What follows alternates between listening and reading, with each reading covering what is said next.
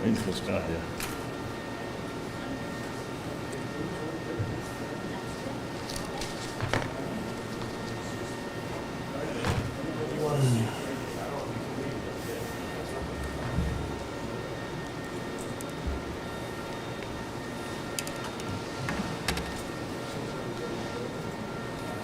Okay, Peter. All right, I call to order the Select Board meeting for Monday, June 23rd, 2025. It is a little after 7 o'clock, actually, and we are at the training room of the Public Safety Complex on 576 Pleasant Street in Paxton. We are also available via Zoom. And we are going to get started with a public hearing for our hazard mitigation plan. So I will open up the public hearing, and we have a presentation from CMRPC. Come on up. Cool. Should I come up there? Or up, all the way up? Yeah, actually, you know what? Either one is going to work, so that's fine. Well, I'll let it be your choice. Most of it's going to be on the screen Most anyway, everything's on the so if screen, you want to come right here, that's fine. Cool, that'd be great. You don't have to stand for the whole thing. Thank you all for having me today.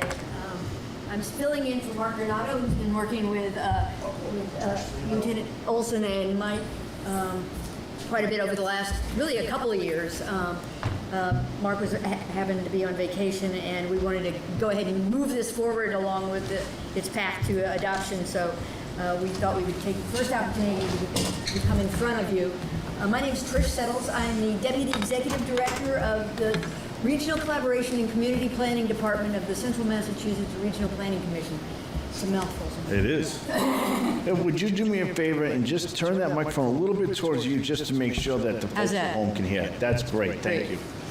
Anyway, I have about 20 minutes of what I think is maybe might be able to shortcut it a little bit, because I think a lot of folks know about hazard mitigation plans. But so the Federal Emergency Management Agency requires that cities and towns adopt and update a natural hazard mitigation plan to be eligible for various FEMA pre-disaster and post-fire hazard mitigation grants. The plan that we are in the process of developing will help you meet those requirements and keep the town in good graces and make you available for those resources should they become available.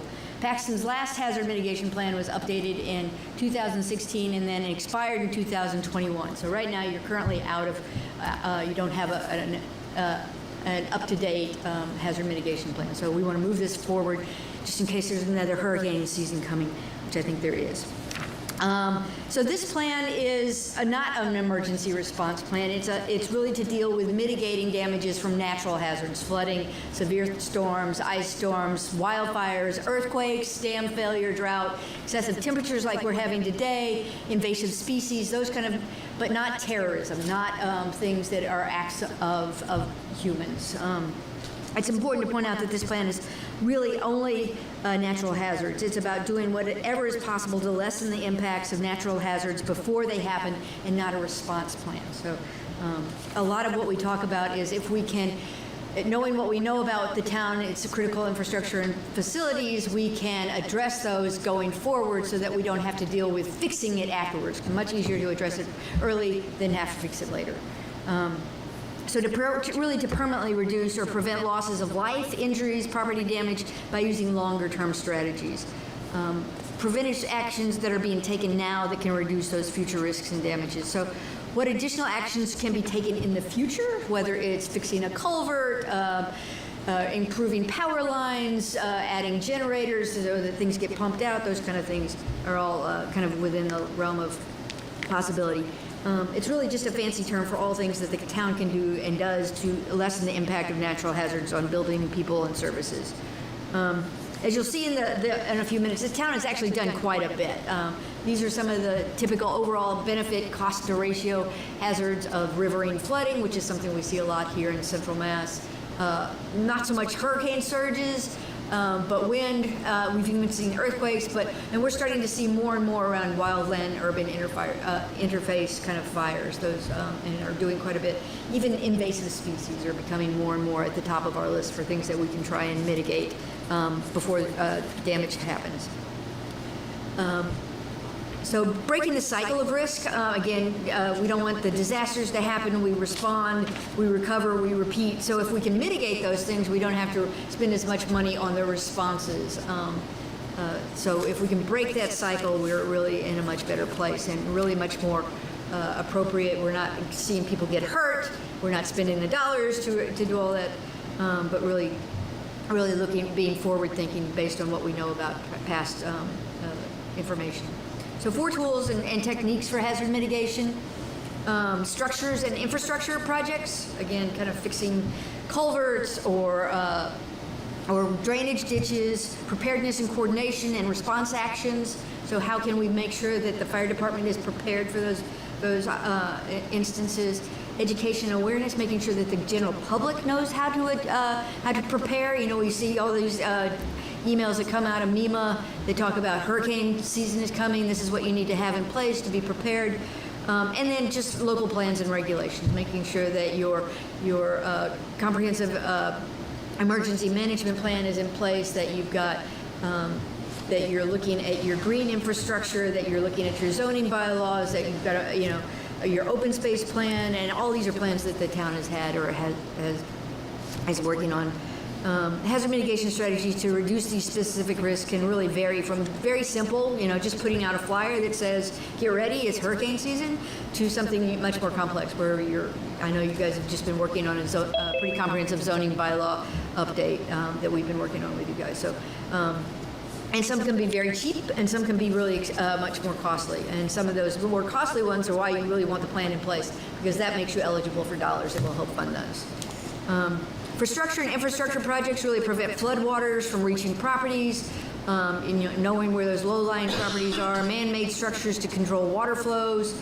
There are now all kinds of programs in the state to look at culverts, dams, storage drainage facilities, pumping facilities, building at elevation, looking at your zoning bylaws, those kind of things.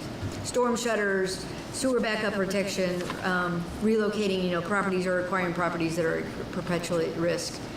The second one of those 4 types of response is really preparedness and response. You can consider the National Flood Insurance Program, look at evacuation planning, the community rating system, which is a way to reduce your insurance rates if you participate in that program, and just facilitating and coordinating administration, enforcement, and collaboration among all of the departments within the town and within the region. We're happy to help out and come to work with you on a number of these types of opportunities. And then education and awareness, natural hazard awareness websites. You guys have a great light board out there that you constantly are updating the residents with information about using those kind of tools. Hazard information that can be released at the libraries, the schools, public buildings, brochures that get mailed out with the utility bills, or public outreach at community events, whether there's the fall festivals or those kind of things.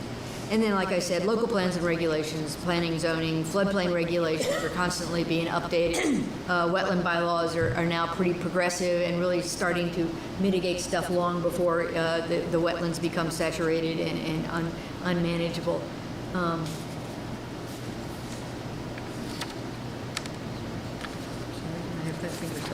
And then the planning process. It's been you guys have been a very unique project for us, because we started this in a phase 1, and then that ran out, which was a lot of kind of doing a lot of the background and research and stuff. And then there was a period where we needed to go find additional funds. So we got those, and then we came back. So it's been a lot, probably like 2.5 years.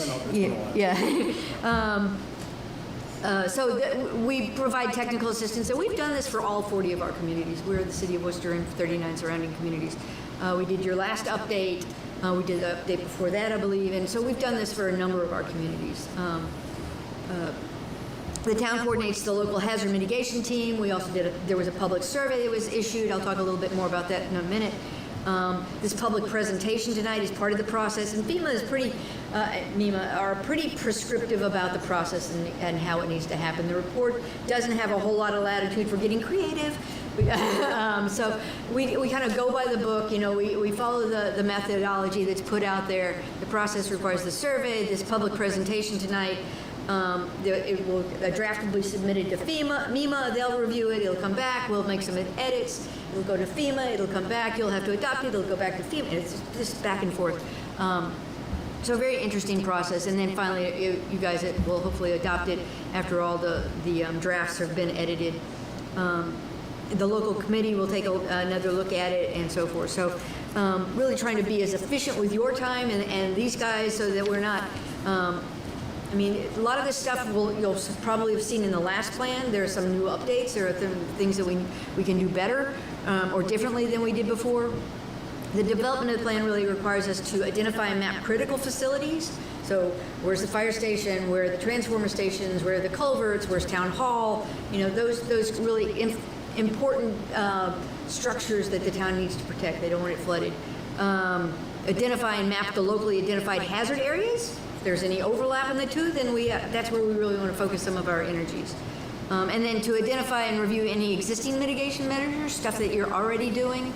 And then to identify and prioritize new mitigation strategies, stuff like maybe there's the opportunity to talk to a broader audience about hurricane preparedness or flooding or heat emergencies like we're having today, and then gather some feedback, incorporate that input in the plan, and then draft it with some of the data that we know exists in this area. So, and identifying the critical infrastructure facilities. We looked at the emergency response facilities. Obviously, we're sitting here in the public safety building, but also water supply, sewer facilities, town facilities, utilities, dams, state parks, any of those resources that might be used by other people who would be assisting the town. So really just the first step is to understand where the risks are. What is it that would be vulnerable? We use the statewide data. It's put out there, but UMass has, and now the state's climate team produce, not just look historically, but I've been doing projections about, you know, how are the temperatures escalating, how much rainfall are we getting, how much less snowfall are we getting, what does that all mean to us? We can, and mapping the critical infrastructure to see where it kind of lies, again, in relationship to the hazards that we talked quite a bit about. And a lot of the hazards throughout Central Mass, again, we've done this for all 40 of our communities, they look a lot alike. They might vary a little bit. You know, if you're up on the mountain in Princeton, you've got a little bit more snow. If you're down in the Blackstone, you've got a lot, maybe some more potential for flooding. Obviously, ice storms, you know, come through and impact a lot of folks. Tornadoes are something that are, there are more kind of pathways for more tornadoes and that kind of thing. So state and federal data on the floodplains, the snowfall, the wind speeds, the hurricanes, the earthquake risks. We really take that all into consideration as we're moving forward. So coordinating the local team to kind of get that local information, apply that to the hazard areas, and think about potential future impacts. So this is just a map of that shows kind of the earthquakes from 1975 to 2022 that are magnitude 2 plus. We also have similar maps that show wind speed, that show snowfall, that show rainfall, and we take all that into consideration as we're looking at the vulnerable infrastructure in the town of Paxton.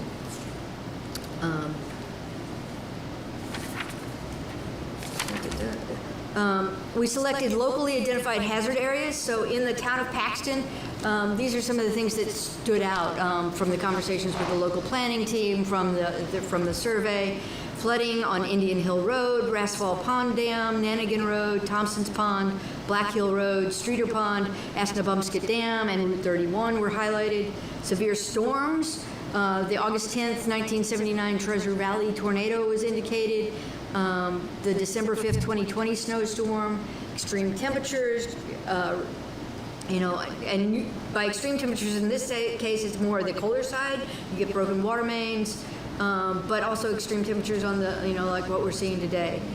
Invasive species, as we are finding out more and more from some of the information we get out of some of the academics, is that the invasive species, poison ivy, all thrive in kind of these rising temperatures. You don't see that much poison ivy, you don't see as many ticks and all those other kind of bad things that everybody's trying to avoid as you get in colder climates.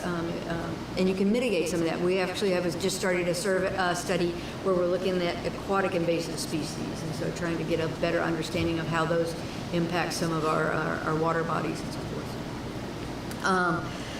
But again, most of what we come back to in Central Mass is around kind of roadway flooding or flooding around some of our streams and rivers. And some of that's just caused by man-made drainage systems that are inadequate. We did the public survey in the summer of fall of 2024. We had 79 responses. Again, the greatest concern indicated in those surveys were winter storms, ice, thunderstorms, microbursts that we're now kind of categorizing, extreme wind, invasive species, and loss of water quality. The survey was promoted through the town social media, the geographically kind of targeted Facebook posts, survey flyers, paper copies were at different locations in town, and then there was a paper flyer that was distributed with the Wachusett Regional School District encouraging people to respond to the survey. So it's hard to get people to take surveys. 79 is not a bad response. And we take that into consideration. A lot of that information is brought into the plan anecdotally. Residents are, one of the survey results, residents are somewhat concerned about natural disasters with 69%. A majority were affected by snowstorms or flooding, with the biggest concern in snowstorms, thunderstorms, and flooding. 76% of the town, the majority of the people felt the town is somewhat prepared. So that's a really good sign. The existing mitigation measures that you've been using already are really multi-hazard. It's the comprehensive emergency management plan, it's flood-related hazards, it's street sweeping, catch basin cleaning so that those catch basins don't clog and then you get flooding because it backs up. Really doing the dam inspections and doing the evaluation reporting. Tree trimming programs, which is great to put in place so you don't have those down lines being taken down by fallen trees, winter-related hazards, salting and sanding the roads with the good protocols, and then again, coming back to wildfires, something that we might start seeing more and more of is that we have more of that urban-wild interface.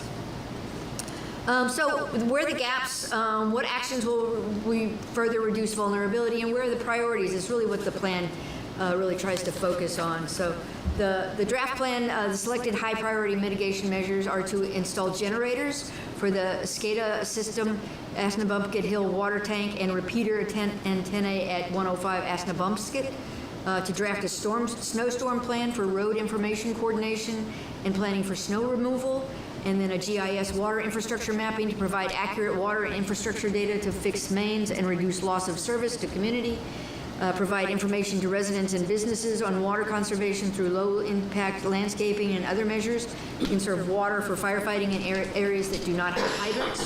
And then to establish a tree management and stabilization fund to address hazardous tree concerns in town. That's the bulk of the plan. There's a lot of charts and graphs and maps and all kinds of fun stuff. The plan approval adoption.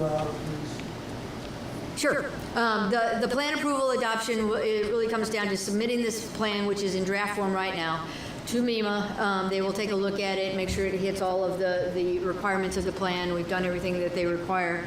And right now, it's a little bit of fluctuating because, as you know, there's a lot of things fluctuating down in D.C. and between D.C. and Massachusetts, there's a little bit of a disconnect sometimes. So we'll submit the plan to MEMA. They'll review it with their lens on. Then it'll come back. We'll address any comments. It'll go to FEMA for their review. When it's done, we'll address any of their comments and then bring it back to you guys for a final vote of approval. Once that happens, it goes back to FEMA. They rubber stamp it, and then the plan is certified for another 5 years. And that's pretty much it. Implementing the plan is always fun, and we're here as your regional planning agency to help you find funds. And once we know the high priority mitigation measures that you want to tackle, we're here to keep an eye out for those opportunities where we can find funding. Whether it's for communications or a culvert assessment, or to help you figure out anything that might protect any particular vulnerable asset or something like that. So. I think that about does it. I'm happy to answer any questions, or I'm going to punt it to these guys because they've been much more intimately involved in the process. But that's what I do. Thank you, Trish. Good evening, everybody. Fire Chief Mike Pingiatori, also the Emergency Management Director. I'd like to thank Trish and Mark from CMRPC. They did a did a heck of a job working with us. Also Lieutenant Olson here, who's the Assistant EMD. This was kind of a big undertaking for us.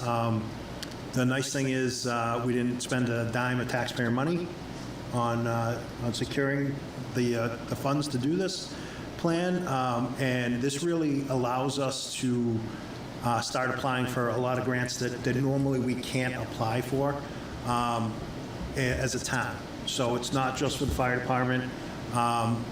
We oversee it as the emergency management department for the town. But this is a lot of things geared towards really Department of Public Works and conservation, zoning, and planning. Otherwise, groups that don't have a ton of grant opportunities to address some of these issues.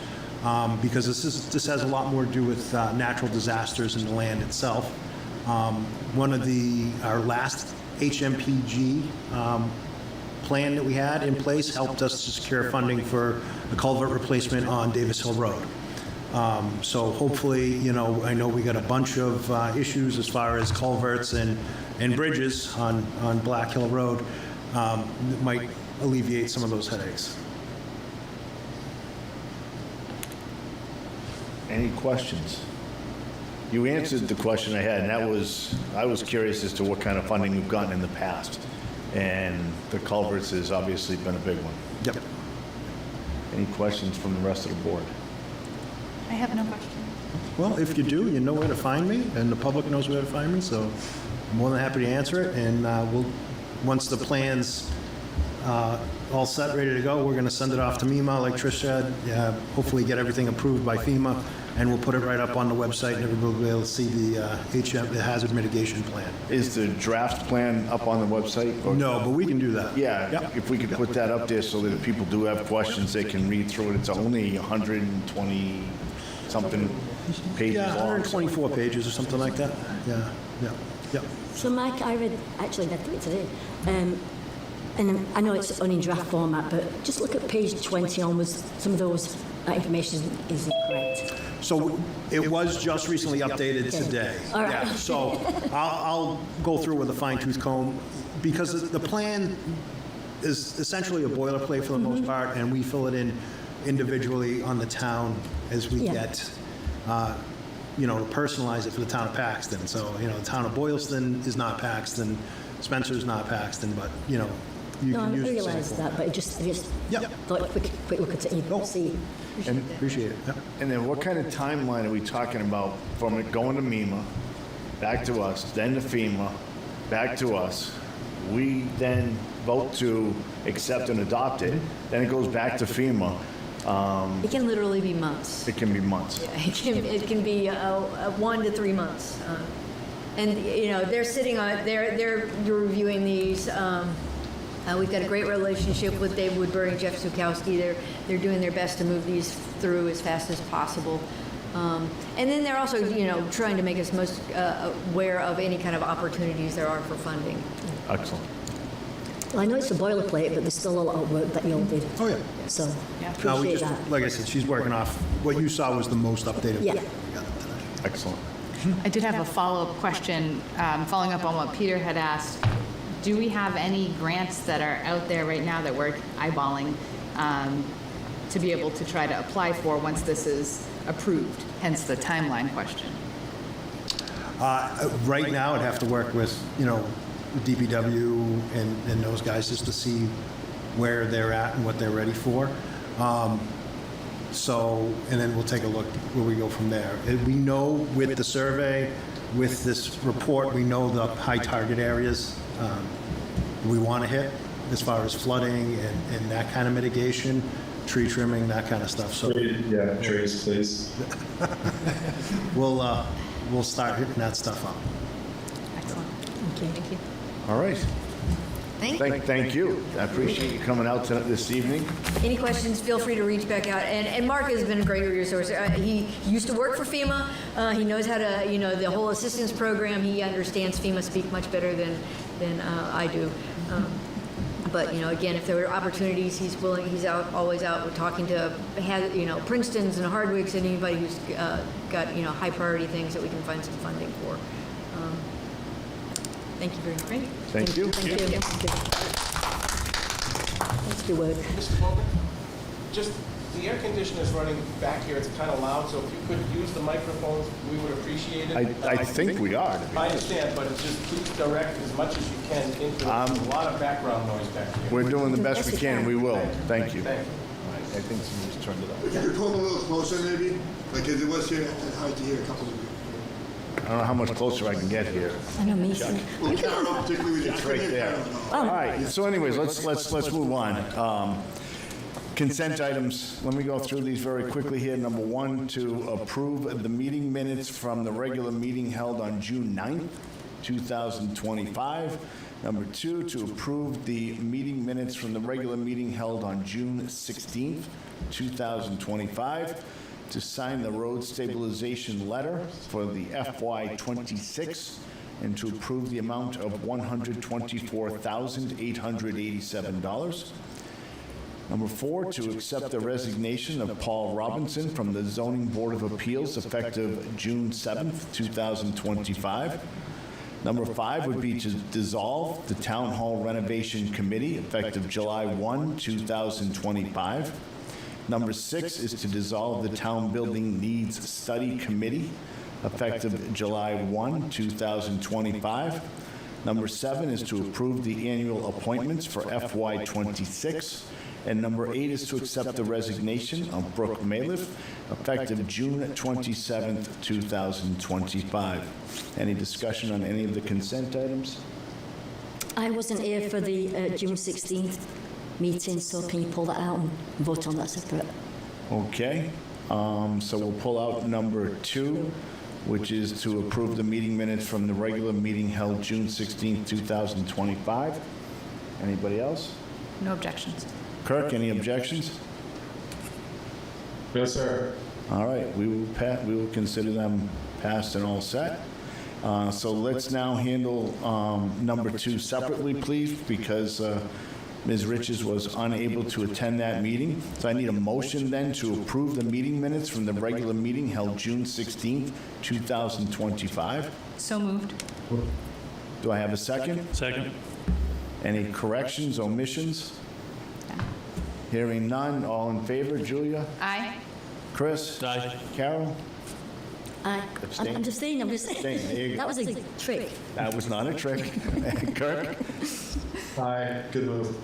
Thanks, and the chair votes aye. All right. Now we're on to updates from town departments, committees, and boards, and we're going to start with discussing the FY26 COA building hours for fiscal year 26 with Cindy Love, our COA director, who is in-house. Good evening.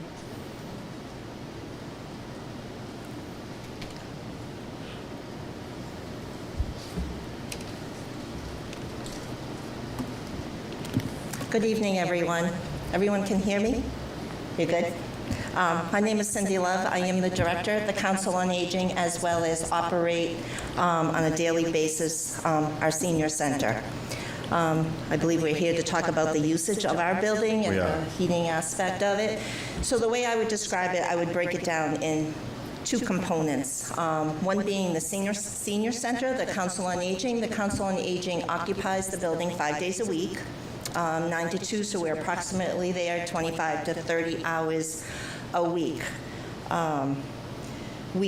Tuesday, Thursday, and Friday, we deliver, we have elder services in-house that serves a good portion of our senior community, as well as in-house dining. So we're in full operation 5 days a week. We're very busy. Seniors come, it's a good place for them to socialize. Sometimes they need a place to go, and we're it. But apart from that, about the utilities, we're very mindful of the utilities while we're operating the building. If we don't use a room, the lights are off, the heat is down.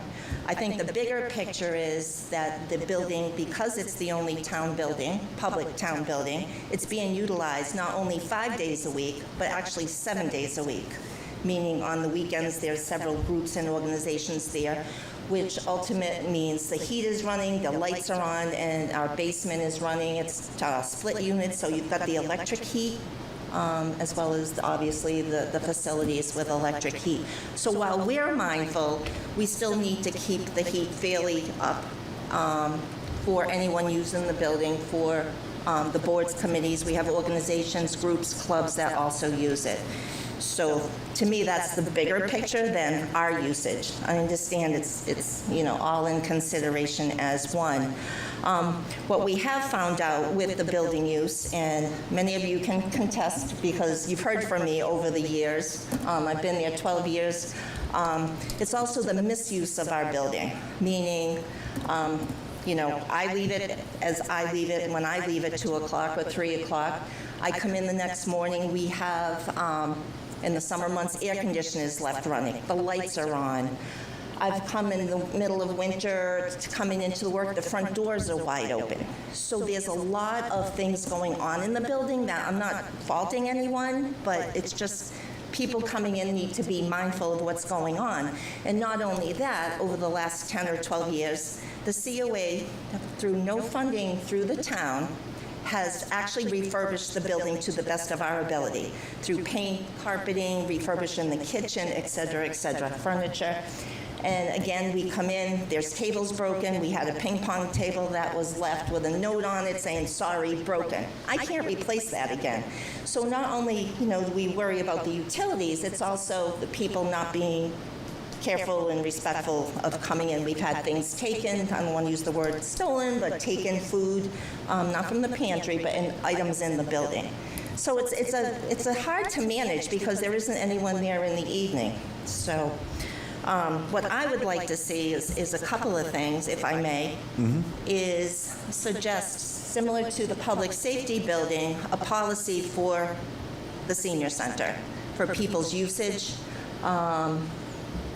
So they're accountable, whoever comes in the building, for that particular room that they're using. We have gone ahead, and as most of you know, we have a new keypad on the door, the outside door, the ADA door. I believe Donna has purchased 2 individual keypads for the activity room and the dining room, which are the public use rooms. So we're going to be able to know who, we're going to issue the code so people will know who's in the building and doing what. So I would like to see some kind of policy for the building.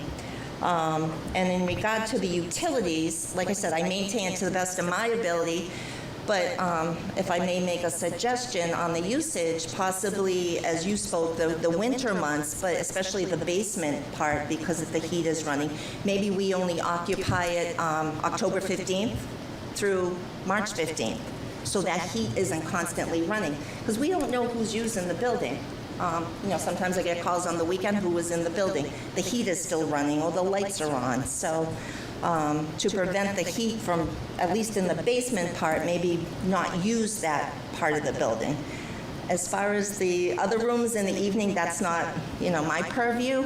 I think that's a decision the select board need to decide upon as far as the usage. So, I don't know if anyone has any questions. Any questions or comments? I mean, we know it's an old building. It just eats up. It does. It's. And as much as we've tried to improve it and put heaters in the lobby, we've got that large staircase that goes up on each side, even though we've tried to block it from the outside, upstairs, put signs, please close doors. The doors are wide open. In fact, the front doors were open the other night. I got a report from the police department that they made a tour of our building at 4 a.m. because the front doors were ajar. So, there's lots of things. I mean, the heat's on, the doors are wide open in the winter months. So, I think we need to, maybe address it. It's hard because there's many people using the building, and they're in and out. So. Yeah. But I'm not the custodian. We set up rooms for our programming. We come in, please just leave rooms as you find them. I have to come back and reset. So there's lots of things going among, besides the utilities. So I just wanted to share that with you while I had that opportunity. So, I want to stay focused on the winter months right now. Right, exactly. Because that's the greatest utility use, just like we've decided to shut down the town hall an extra day for those winter months. Any suggestions for COA? Well, I certainly don't want to see any limitation placed on the hours that the seniors use that building. I think that's really the pivotal use of the building and the most important resource that's provided out of that building. One thing we might want to consider is limiting off hours use of the building.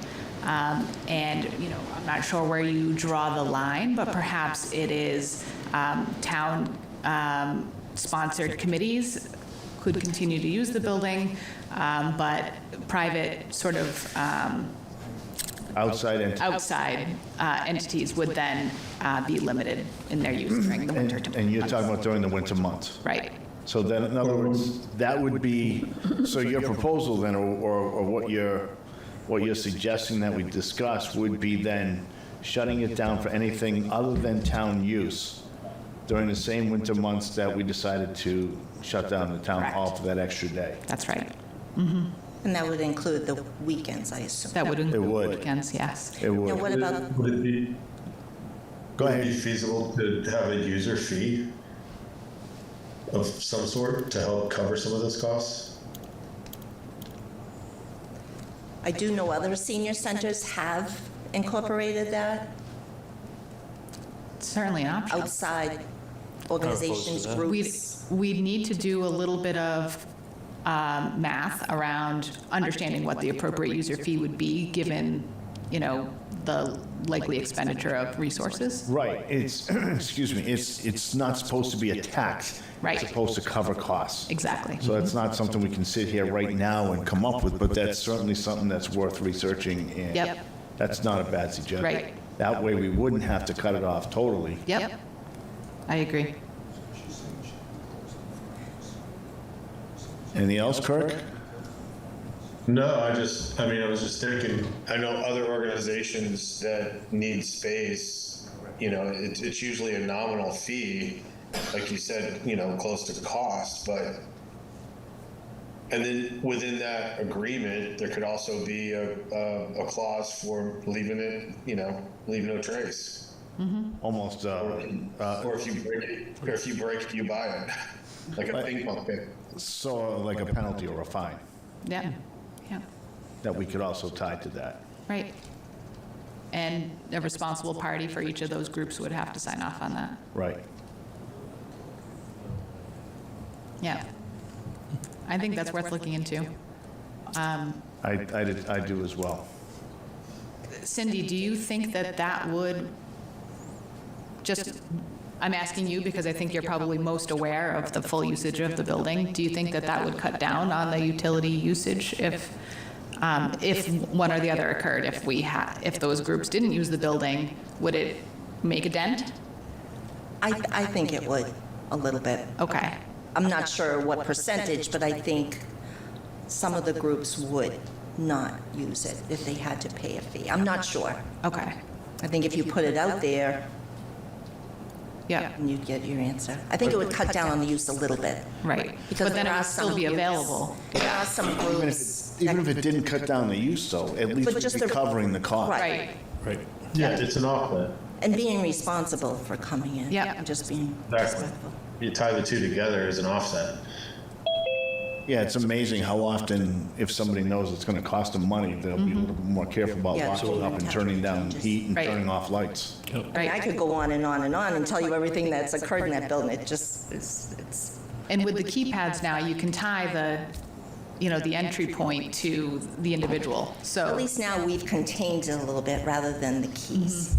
And Yeah. as we go forward, we're probably going to change them more frequently as well, so the numbers can't be shared, because I think the numbers can be shared easier than, Than a trying to key. copy keys too, so we will change them more frequently. yeah. But it's just the debris or things that, it's hard to control. It really is. And I know people are busy, they're in and out, they're going to one meeting to the other, but, we leave it as clean, fit, whatever, Yeah. for everyone else coming in, and we just would like the courtesy back. Yeah, I don't think any of us think we're gonna eliminate No, you're any of not. that stuff. No, you're not. But if we can cut it way back and capture some of the expense in those winter months, And I think, our usage during the day, I'm very mindful, obviously, I'm the one in the building every day of the week, so, I'm very mindful. If there's nothing going on and I'm the only one in, that's the only, my office is the only one that's lit. I mean, we do use our dining area a lot, obviously, with people coming in, social time, coffee, and so on, so the 2 rooms, but we don't light the whole building up on a daily basis, very careful and conscientious of the utilities. And if we take this approach, then we might want to look at a winter/summer fee, because you've got air conditioning going on there Right. as well, and we're up against a tight budget, so Yep. again, we're not trying to tax people, we're just trying to recoup some of the costs. Right, right. Cindy, do you know what other towns in our immediate area do this? I know Leicester. It might give us a starting does. point for a policy. Leicester. Less I can get some information from the director there, unless they've changed their policies since then. But that's one I know. But I've heard of others, not specific ones, Yep. but I've heard Yep. of others. But if you know that Lester has, if you wouldn't mind reaching out to that Not at director, all. that would be great. No, Yeah, that would be happy to wonderful. do that. We don't. That could give us some guidance on how to structure ours as well, if we could get a copy of that. Yeah, if somebody's already They invented the also wheel. have a most building of us use read. policy too, so I could, That would be great. tie that in as well. Yep, absolutely. All right. That sounds good. So as far as the usage, just a quick question. So we've decided that we would be open 5 days, or did I not? Did I miss under? So we haven't You voted haven't on gotten that anything far. yet, obviously, Okay. but the discussion was that we don't want to cut down the days of the week for the seniors. Okay. It's the non-senior entities that are using the building that we want to be mindful of. That would be helpful At with- least that's the feeling I'm Yes. getting from the board. Agreed. Everybody's nodding their head except, I don't know if you are, Kirk, are you nodding your head as well? I'm nodding my head. So, there you go. So even with that being said, you've got the utilities still running 7 days, or at least 5 days a week. We'd cut out the weekends, and we would just shut the basement off, if you will. Right. Starting, would it be December? I would suggest October, because it starts to get, the cooler months are coming, it gets cold down there, it's, it is downstairs. Yep. So That's something that I'd like to, before we dive into that, I'd like to take a look at the energy usage, see what the bills look like.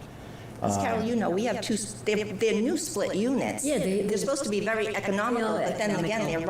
they're running, 7 days a week. And I've also found out with the usage of the building, not only is the thermostat running for the oil, but we also have electric ones above it. So you've got both running at times. Yeah. I don't know if someone's turning down the oil or the heat, and they're turning up the electric, or, not on purpose, but just not knowing which lever to use. I just don't think we're at the point yet to decide whether it would be October through March or December through March, but you're suggesting October, and that's something, or at least something to look Or at at, least and we'll take a look at that. The downstairs portion. Yep. Because it does start to get cool. So downstairs isn't heated or air conditioned unless it's being used, correct? Right, but what was happening is I was shutting it off, but it took so long to warm up, even with the 2 units, that there's a couple of groups that meet, and, I've heard, it's cold down there, you're not leaving the heat on. So they're coming in Monday night, I believe, I don't want to name groups, but Monday nights, but, it's cold. So you've got to leave it running all weekend. So, so maybe just stop the usage. Right. Our seniors really do not use it that much during that time of year anyways. I guess it would be running for the individuals using it, whether it's a Saturday or an evening. And I have the controls, at least in my office, so they're not down there to be played with. So whatever it's set at, whether it's a dehumidifier, air conditioner, or whatever, it's, I think you're right, though. If we can get a usage for October through March, Yep. The only question that I have about the basement at the COA is if we aren't using the dehumidify function, are we going to end up with the same old issue that we Right. had before? So you do, especially this time of year, you need to Yeah. run the humidifier. Yeah, I would not recommend shutting down the dehumidifier whatsoever. Yeah. So that's something we may need to keep going, the dehumidifier. And that's fine. We're developing a policy here is what we're doing. And Yep. we're going to capture some costs. We're not going to drastically reduce it, but when you have a tight budget like this, every bit counts. I agree. You're not going to turn off a dehumidifier and deal with the same problem that we dealt with years ago. Right. And then the mini splits are something we got to take a look at. You know, is it more economical to shut them down and then to turn them on when used? Or is it better to leave them on because it uses less energy to maintain than it does to bring it to a temperature? Those are all things that we need to look at before we decide on what a policy is. Yep. But this is this discussion is a first step. And I think the first thing we need to do is let's take a look at energy usage from that building. And let's take a look at the pattern over a year or two so we can take a look at, okay, it spikes in October or December, whatever it is, and then what the summer usage is as well. I think spring and fall are probably our least concerns. Go ahead, Kirk.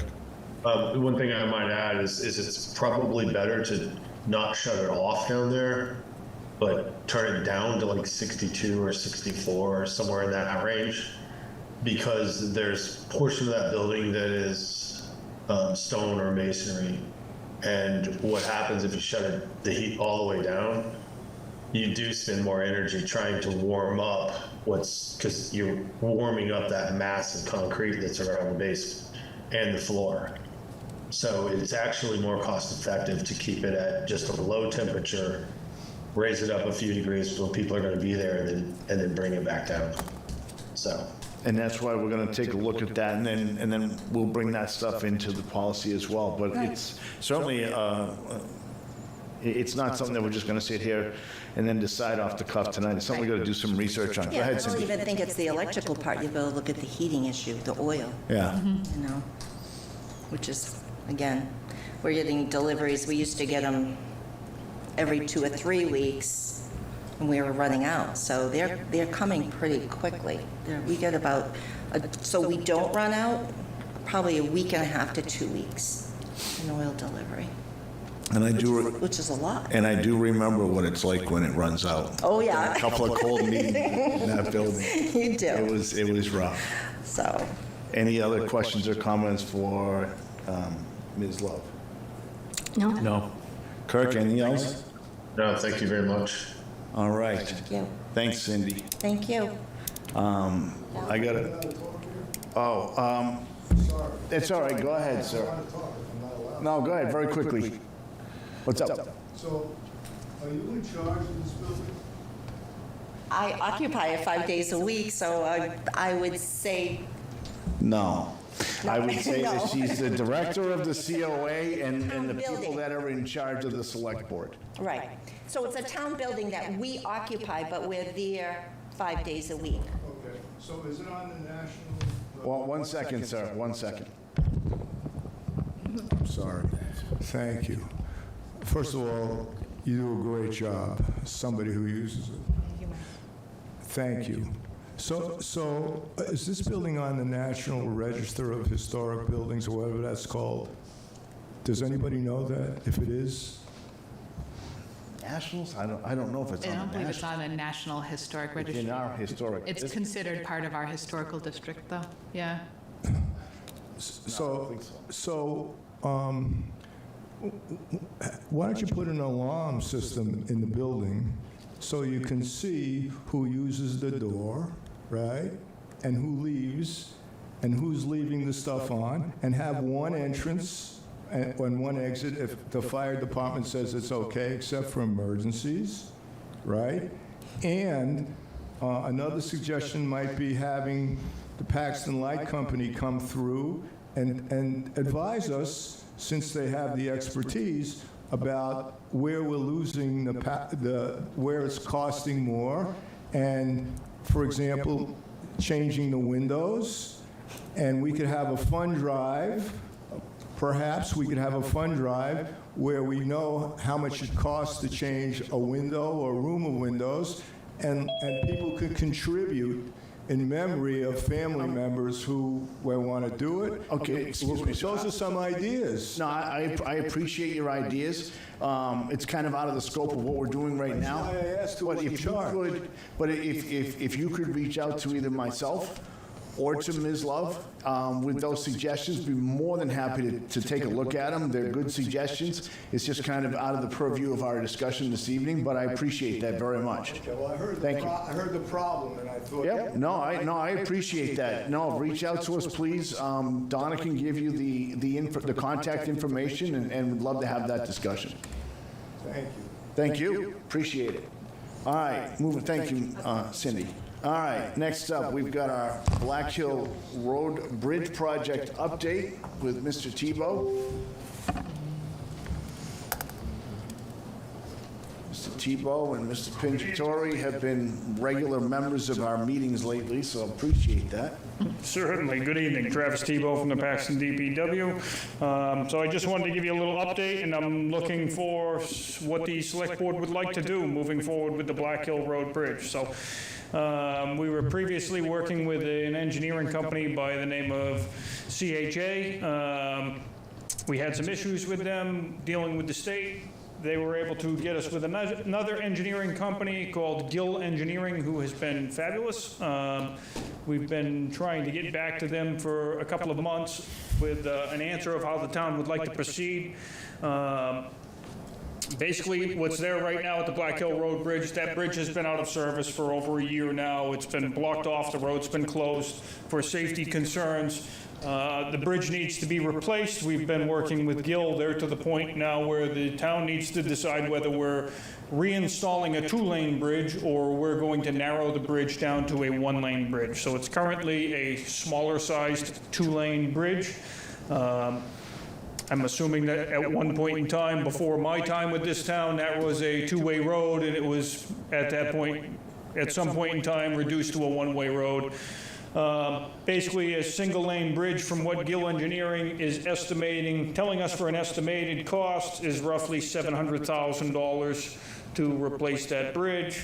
To replace it with a double-lane bridge, they had informed me that we'd be somewhere roughly around $850,000 to $900,000. In my opinion, it's a one-way road. As long as everybody's on the same page, continuing that to be a one-way road, that's the route that I would recommend that we go.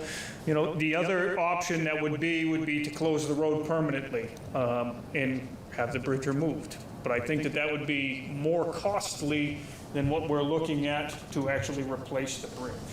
All said and done, to replace the bridge, there is some grant funding out there with the small bridges, grants that are available right now, upwards of $500,000. So the town is looking at a cost to the town of somewhere around $200,000. I would give or take that, depending on how far out it gets pushed, depending on whether we can come up with the funds or not. If we can get awarded the grant funding that we would be applying for, we're looking at roughly $200,000, of which we can submit a project request for Chapter 90 funds to do that if we have the funding to do so in the Chapter 90 funds to Mass DOT. Again, every project that goes through Mass DOT needs to be approved, but that's one of the things that they have grants out there for it. So they obviously want those types of projects to get done. So I don't foresee any issues with getting an approval for using Chapter 90 funds for a project like this, as long as we have the funds in the account to do so. So that's kind of where I'm at this moment in time. I'm just looking for a little guidance from the Select Board. Like I said, Gill Engineering's been waiting on me. I was asked to hold off on coming before you with all the budgetary issues that the town had, so now I'm here and I'm looking for some feedback. What kind of money do we have in Chapter 90 funds now? Currently, I don't quote me, but I want to say it's around $400,000.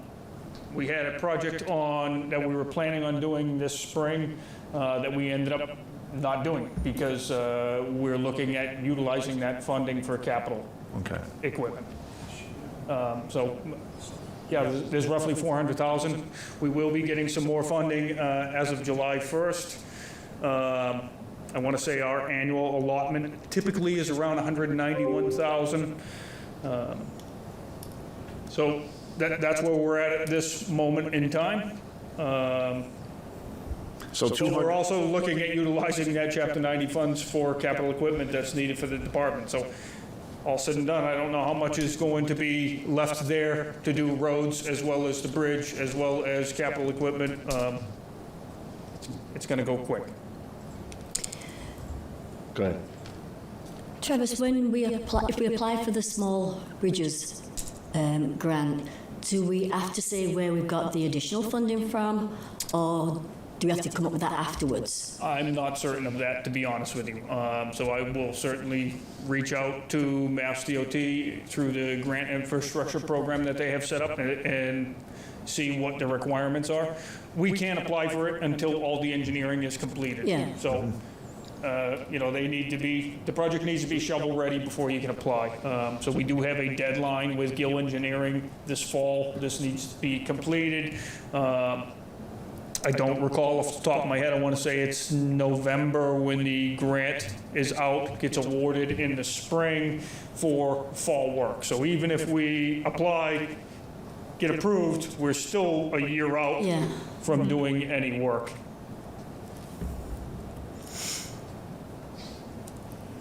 You know, and while I'm here, we're talking about some bridges, stormwater stuff. You know, on top of this, we also have the large cross culvert on the discharge side of this bridge that goes under 31. That's deteriorating. That needs to get replaced or rehabbed, one of the two. I have not gotten any prices for that, but that's something that needs to be kept in the back of everybody's mind as well. There's also another large, I want to say it's 36-inch cross culvert that crosses under 31, closer towards the Spencer line. Roughly 12 feet deep, that's gone. The bottom of the pipe's gone, the wall has collapsed, so it's basically leaching through the bankings right now. Both of those projects are gonna be extremely costly as well, so it just, you know, we keep bringing up the Chapter 90 funds and using it for all these projects. Well, they're designed to use for certain projects. We're gonna spread it as thin as we can and do the best we can, but I need you folks to know, as the powers that be for the town, that there's other issues out there besides just this one bridge. So it doesn't sound like we're going to have the $200,000 in there with the other projects that need to get done. I think we'll be able to do that, but I need to get through the next 6 months, let's say, to prepare ourselves equipment-wise for this coming winter season and see where I'm at that point in time. The other question I would have is, we've had grants in the past where if we were awarded the grant and then were unable to come up with the town's share of the funds, we were not allowed to apply for that grant again. I would be curious to see if this happens to fall in that category. That would be an important question. Sure. Because then we'd have to make sure that we've got that lined up ahead of time before we get the final approval. Yep, I don't disagree. So I will certainly look into that as well when I reach out to him. So guidance-wise, let's start with that. He's looking for guidance. I mean, I would assume that if we're going to be looking at bridge repairs, we're going to be going one way with the smaller bridge. Yes. That's the pattern that we've been doing. Kirk, would you agree?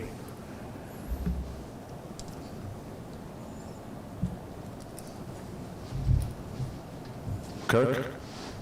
Did we lose him? I think we may have lost him. I lost internet for a short time, I don't know if I did. I'm sorry? I lost internet for a short time, I don't know if anybody else did. Oh, did you? Oh, so maybe that's why. I don't think I had anything to do with it. It's back. He's still on. Maybe he just stepped away for a second. I'm back. Sorry. Did you hear what we were saying, Kirk? There was like a latency thing for about the last minute. What we were saying was that it is the opinion of the board that we keep that a one-way street and consider the bridge repair at a smaller bridge repair, which would be closer to the $700,000 rather than the $900,000 figure. That makes complete sense. You're not going to pass anybody on a one-way street.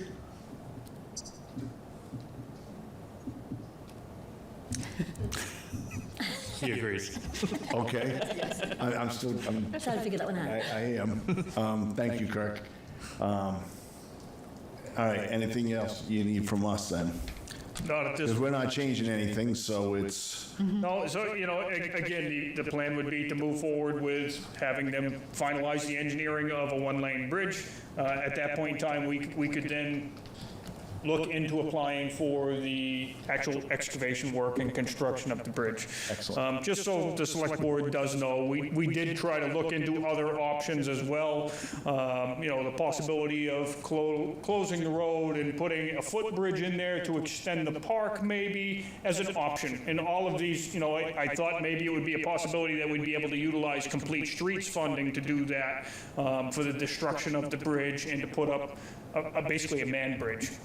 We weren't able to do that, so I want the board to know that we looked further in depth into me just coming here with what the engineering said to see if there were any other options. I appreciate that. Thanks, Yeah. Travis. all right, anything else? No, thank you. None. Thank you for coming. Okay. Yeah, thank you. Shout out to Gil and get this started and hopefully completed by the fall. Appreciate that. Thank you, Travis. Thank you.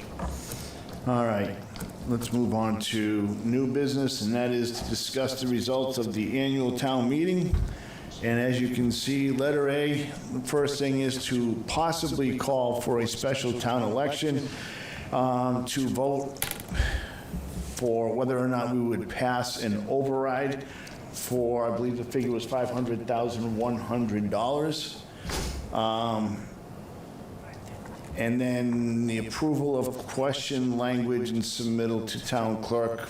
We may or may not need that right away. Let's start with, first of all, just the idea of the possible call for a special town election. I stopped by and met with Heather today and looking at past special elections between ballot preparation, ballot poll workers and everything else, we're looking at close to $6,000. That $6,000 gets spent whether the override passes or not. So if it doesn't pass, you're spending $6,000 that the town does not have.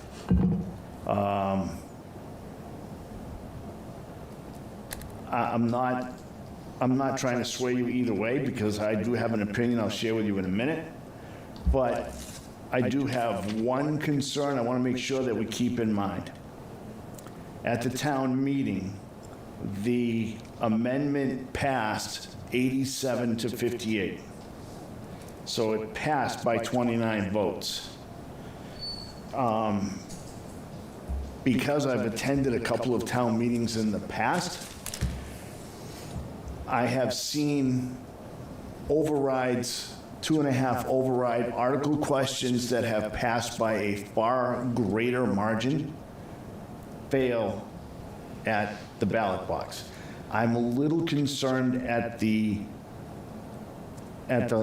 how close that vote was. That being said, I'm almost playing devil's advocate here, and I hate the idea that we have a member, a citizen come forward, clearly put in tremendous thought and effort in preparing that amendment. It did pass.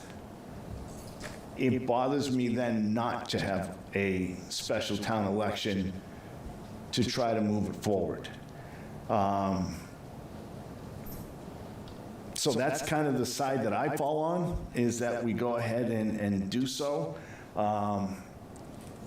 Now, with the budget the way it is, where it would mean that we'd have to take some money out of our reserve fund, which Mr. Love and I I'm going to bring Mr. Love into this discussion because obviously the Finance Committee, and he can't speak for the Finance Committee, but he has a pretty good idea of what's going on with the Finance Committee. Mr. Love has always been, and understandably so, please don't take this as a criticism or anything like that, but Mr. Love has always said money comes out of the reserve fund for an emergency. You know, does this constitute an emergency? I would question that. But I would, because paying for it, especially if the override were to fail, is going to be an extra burden on the town, I would like to hear Mr. Love's opinion. Well, I had a couple of comments of which the reserve fund was near the end of it, but let me move it to the top. I want to pick up on your earlier point that what I've heard is that it would cost between $6,000 and $8,000. So let's grant the fact that it will be the lower amount, but history would show that it may not be the lower amount.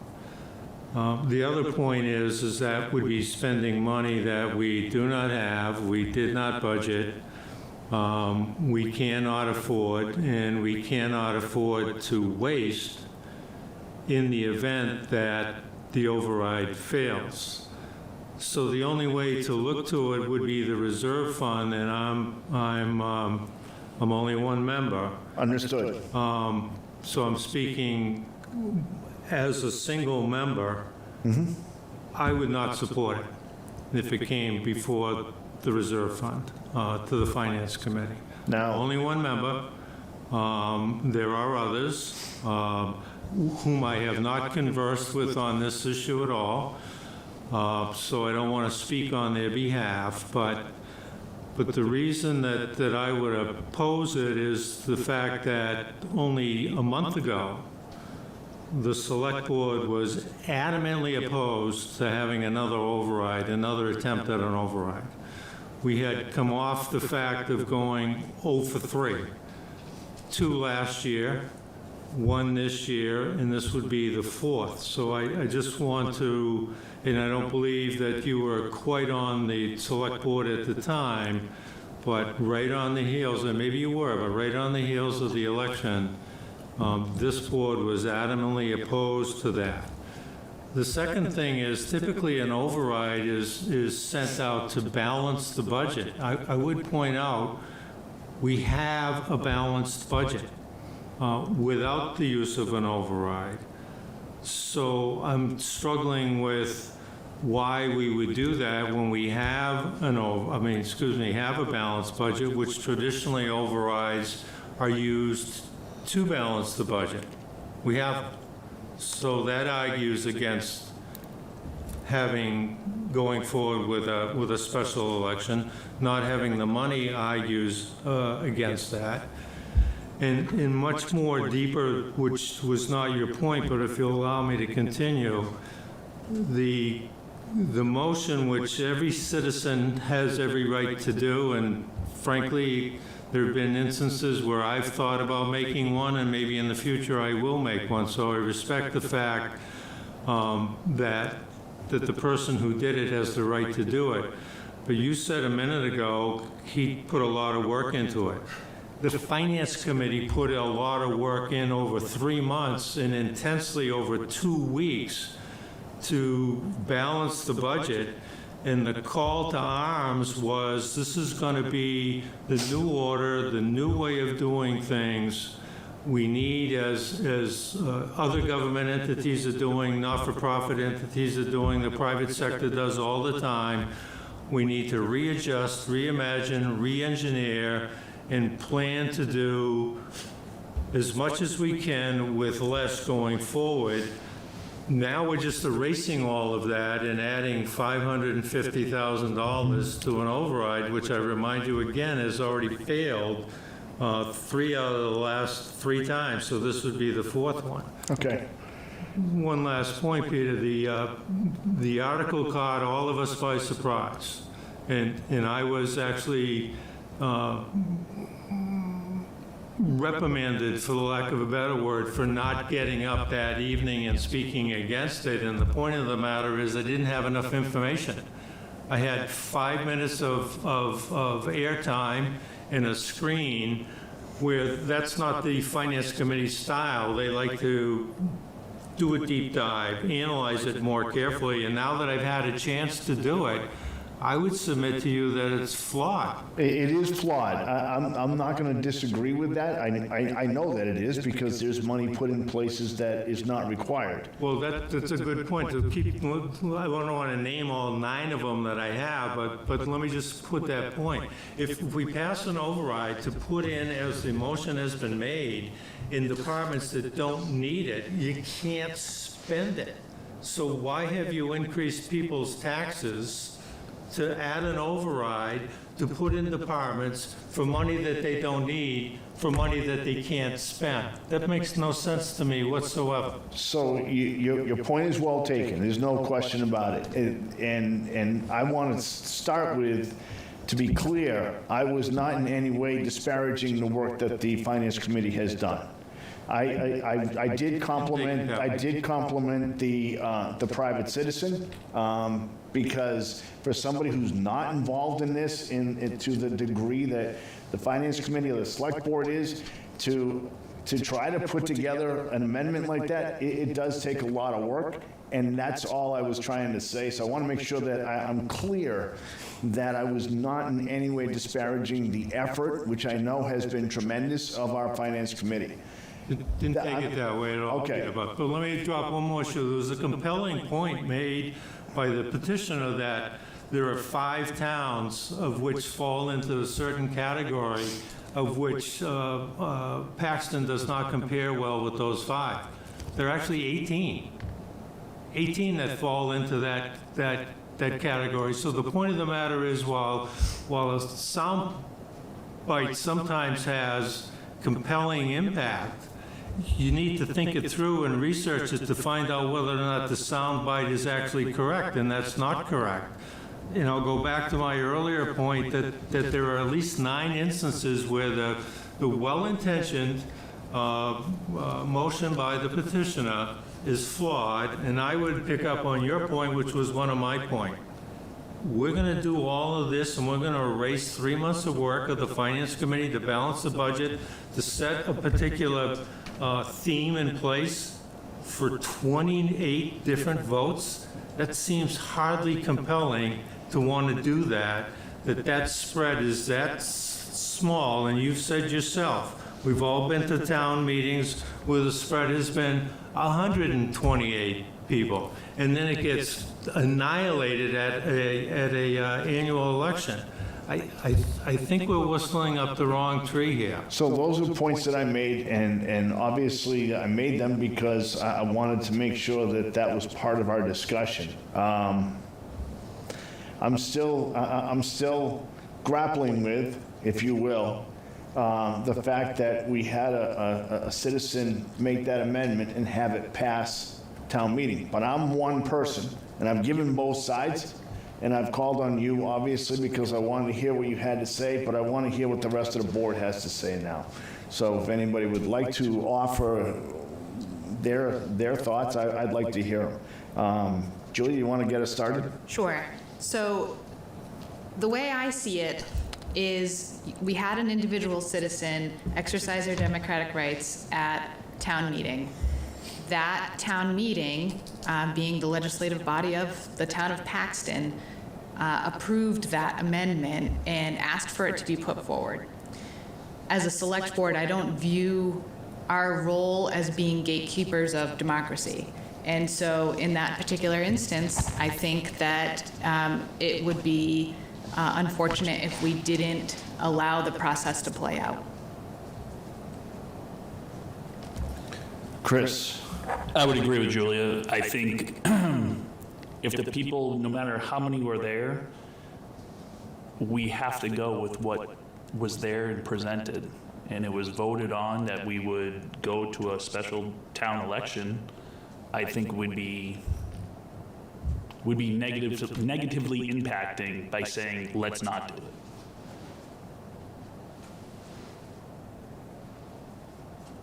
Carol, thoughts? I'm on the fence on this because I agree with you, Julia, I agree with Chris. Sorry. I agree with what everybody said. I'd have liked to have seen the vote at the town meeting a little bit more for the article rather than split only by that amount. And we all know that at the ballot, that's the true voice of the town, and the people will come out for the ballot, whereas they won't tend to come to a town meeting. So I could go either way on this, and I don't like to be on the fence like that, but I can see both sides of it. That's fair. Kirk, thoughts? Given the personal relationship I have with the person who gave or put that on the floor, there may be some flaws with where their resources were appropriated to, but I felt like there was a genuine amount of research that went into it. And I agree with Julie that it was on the floor, it passed, slim margin or not. The people spoke. And so, yeah, so that's where I land on it. So there was another amendment on the floor to buy 2 police vehicles instead of lease them. And so there's a huge difference in how those 2 approaches. So I applaud Carl for making that motion. Okay, and I do as well. It is ultimately our responsibility to decide whether or not to call the special election.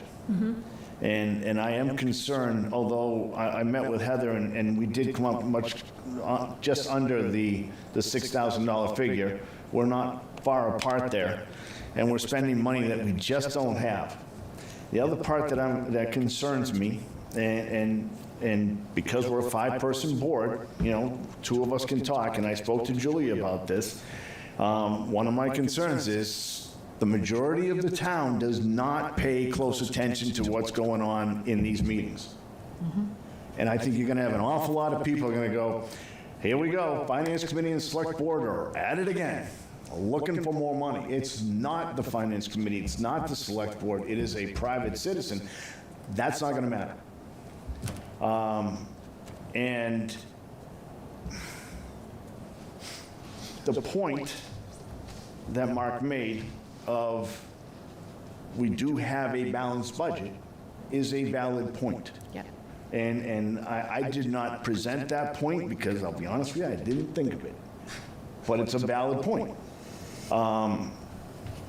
So whereas I want to see, I like the idea of the private citizen coming forward, putting in the effort. I like the idea that it passed at town meeting, and like Chris said, if it passes at town meeting, it probably should go to the special election.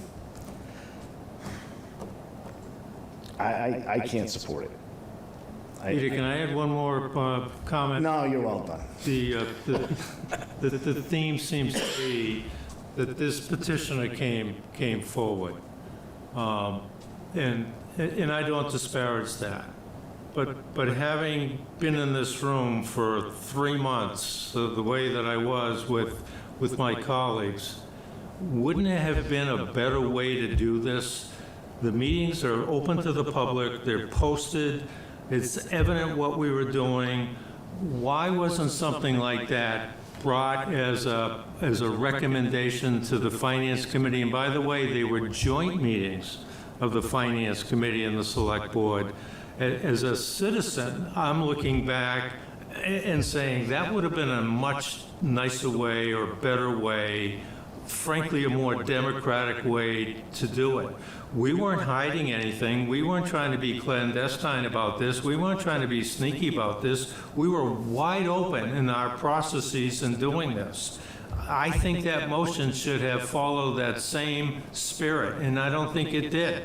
Notwithstanding that he has the prerogative to do it, and notwithstanding that the townspeople spoke, however marginally the win or the yeas were, I think there was a better way to do this.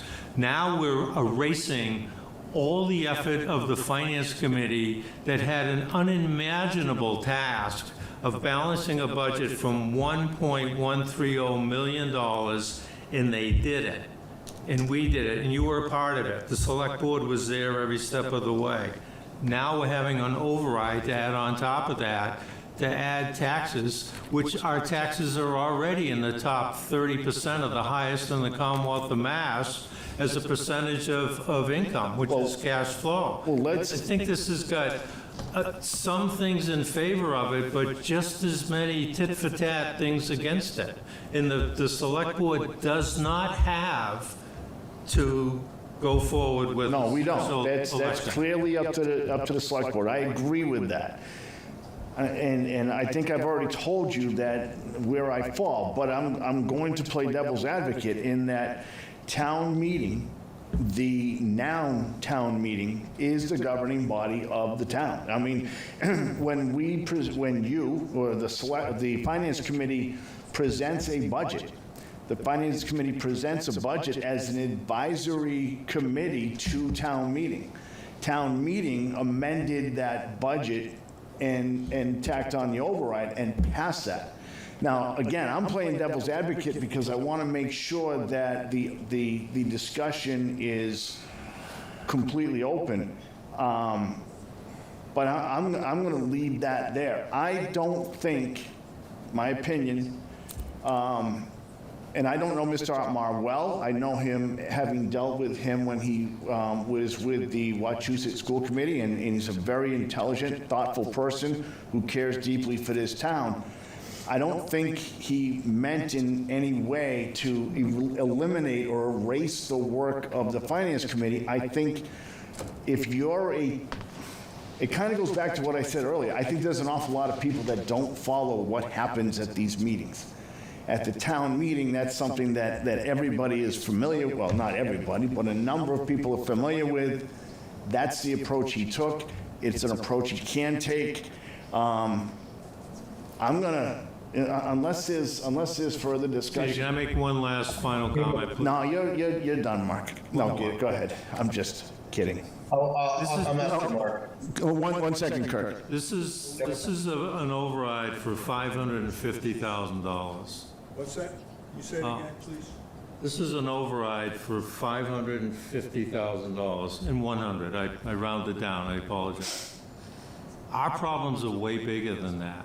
There's absolutely no guarantee, no assurance that the select board can make tonight that if you go forward with this and for whatever reason it passes, that then we're not going to be back at the voters next year with another override and another override. Our problems are bigger than $500,000. And I thought at this last session, we pledged that we need a long-term plan, not a short-term fix, which this essentially is. It's not going to cure anything in the long term, and it's really not adding anything appreciably to public safety, which is obviously a big concern to people. It's adding $24,000 to one of the departments. I would think that department can manage without that $24,000.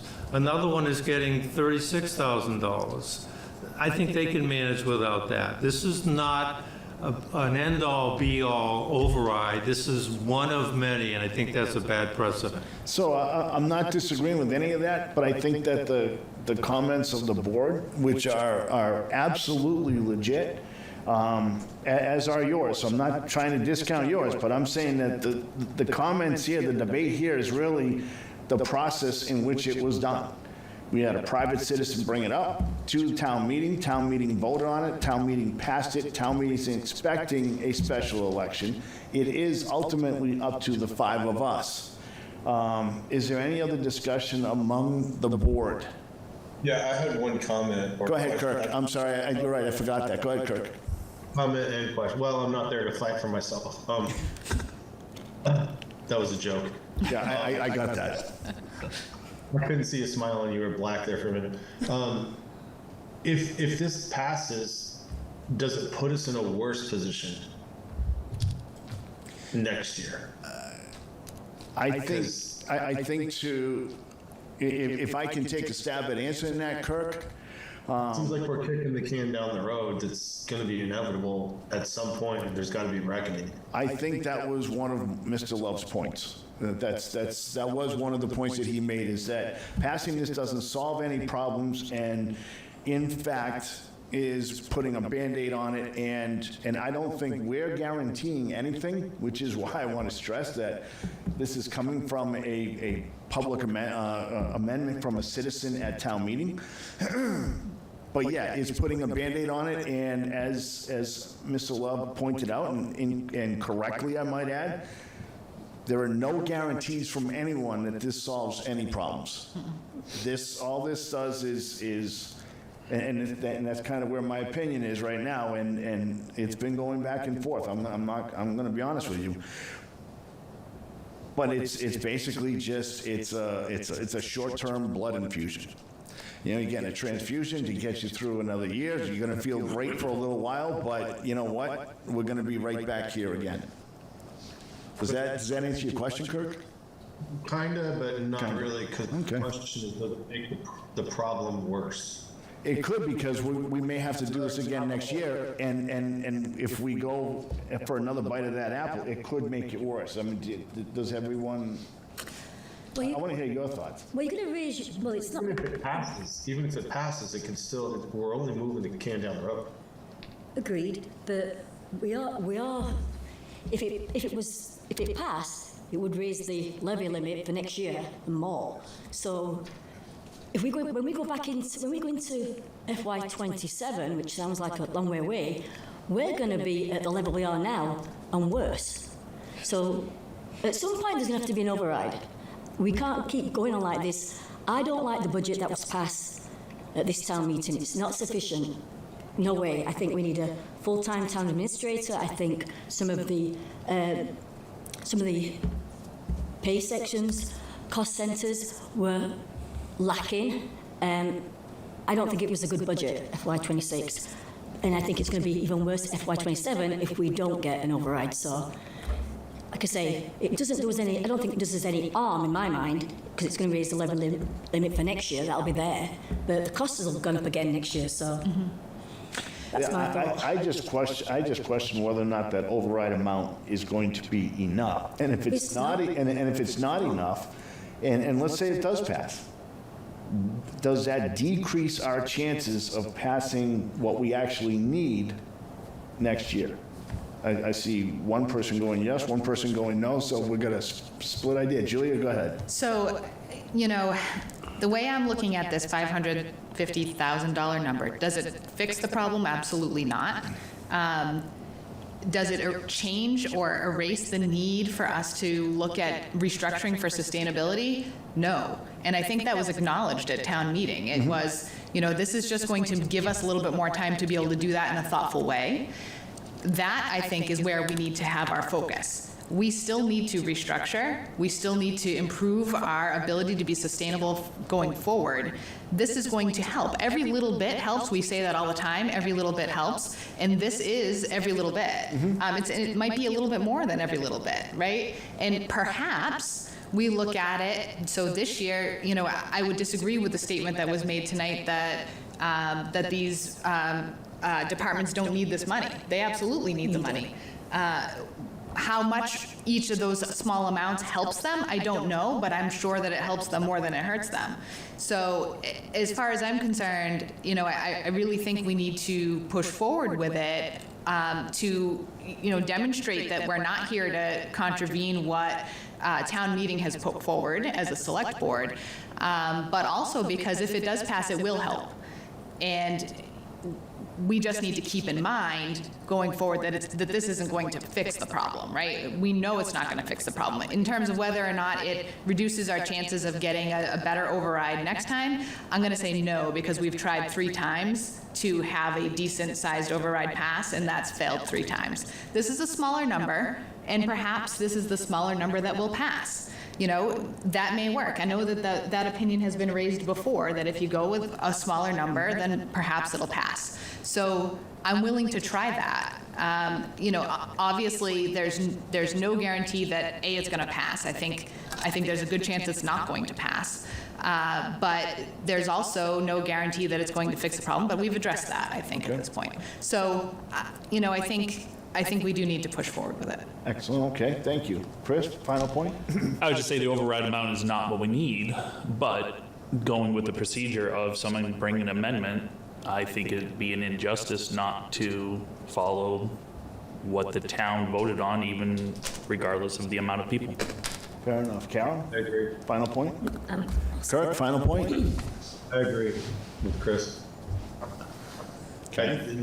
Let the democratic process be the democratic process. Fair enough. That's a valid point. One last point to you, Peter, is Go ahead. over the last year and a half, 2 years, a lot more people have become informed, engaged in the process in Paxton. Is it where we need people to be informed, engaged, or the numbers that we need for people to be informed and engaged? Not even close, but there's a lot more people paying attention. So I just want to make that point. Okay. All right. Then let's vote on whether or not we. Discussion. Excuse me. Excuse me, sir. Could you, please? Thank you. We've gone back and forth on this. We've discussed it. May I please have a motion? I move that we call a special town election, and do you want a date? No. I move that we call a special town election for the purposes of supporting the amendment that was made at town meeting. I'll second. Any further discussion from the board? I think we might. So you're in favor of the amendment? I just don't understand that. Excuse me, sir. Excuse me, sir. Could you hold on just one moment, please? We're just trying to finish this up. I'm sorry. Getting clarification on the motion, which I think is appropriate. Are you supporting the motion? Because that's what you said, supporting the motion, supporting the amendment. If you're supporting the amendment, then say it. But The motion, sir, excuse me, sir. The motion has been made to call for a special election. That has been seconded. Now we are in our final discussion, and then we will take a vote. I'm sorry, Carol, go ahead. I was just going to say, Julia, I think with the timing of it, if we are going to go with the August 4th, we might want to say it tonight and the amount. because I'd that's- like to have that be a separate Yeah, vote. okay. I didn't know If we- that's okay. I just want to make sure that we get up to that. Oh, no, we are, Okay. absolutely. All But I'd like to make that a separate discussion if I could. All right. Any other discussion? Julia? Aye. Chris? Aye. Carol? Aye. Kirk? Aye. I'm going to make it unanimous and vote aye then. Okay, now the date. I personally think that we ought to have it in September. I understand the schools do not wish to have it in September. They want to get it done in August. I disagree with, I understand why the schools want that. I disagree with having it in August only because all of us, all 5 of us have lamented about how poor turnout is. You want to lower turnout even more? Have it in August, especially August 4th. For last 2 weeks of July, first 2 weeks of August, a lot of people are out. So my idea, and again, we did discuss this, Julia and I did discuss this at the end of town meeting, would be to go with September, I believe it's 8th? That's the Monday after Labor Day, correct? Yes. The following Monday. That would be the date that I would suggest. I think that's when you have the chance to capture the most people. I know that people can, I had somebody say to me today, well, you can vote absentee ballot. That's true, but you know what? You make it as convenient as you can for voters on that day, at least in my mind. We just talked about the democratic process, then you try to make it as easy for people to vote as possible. So I would suggest September 8th, 2025. If I could get a motion and a second, we can further that discussion, and then we can get a vote. I'll move that we call the special town election for September 8th, 2025. Second. Okay, any discussion about that? Kirk, any discussion about September 8th? No, sir. Julia? I'm fine with it on September 8th. I know there is an additional cost involved with extra police detail that would be necessary for us to have it while school is in session. Correct, and we don't know whether or not the school would pay for that extra detail. They paid for the extra detail when we had the town election because everybody was having a town election. This is a special town election, although I would also put forth that we are in this boat partly because of the schools. So I would be inclined to ask the schools to cover that cost of that second detail that they're requesting. Any other discussion? Hearing none.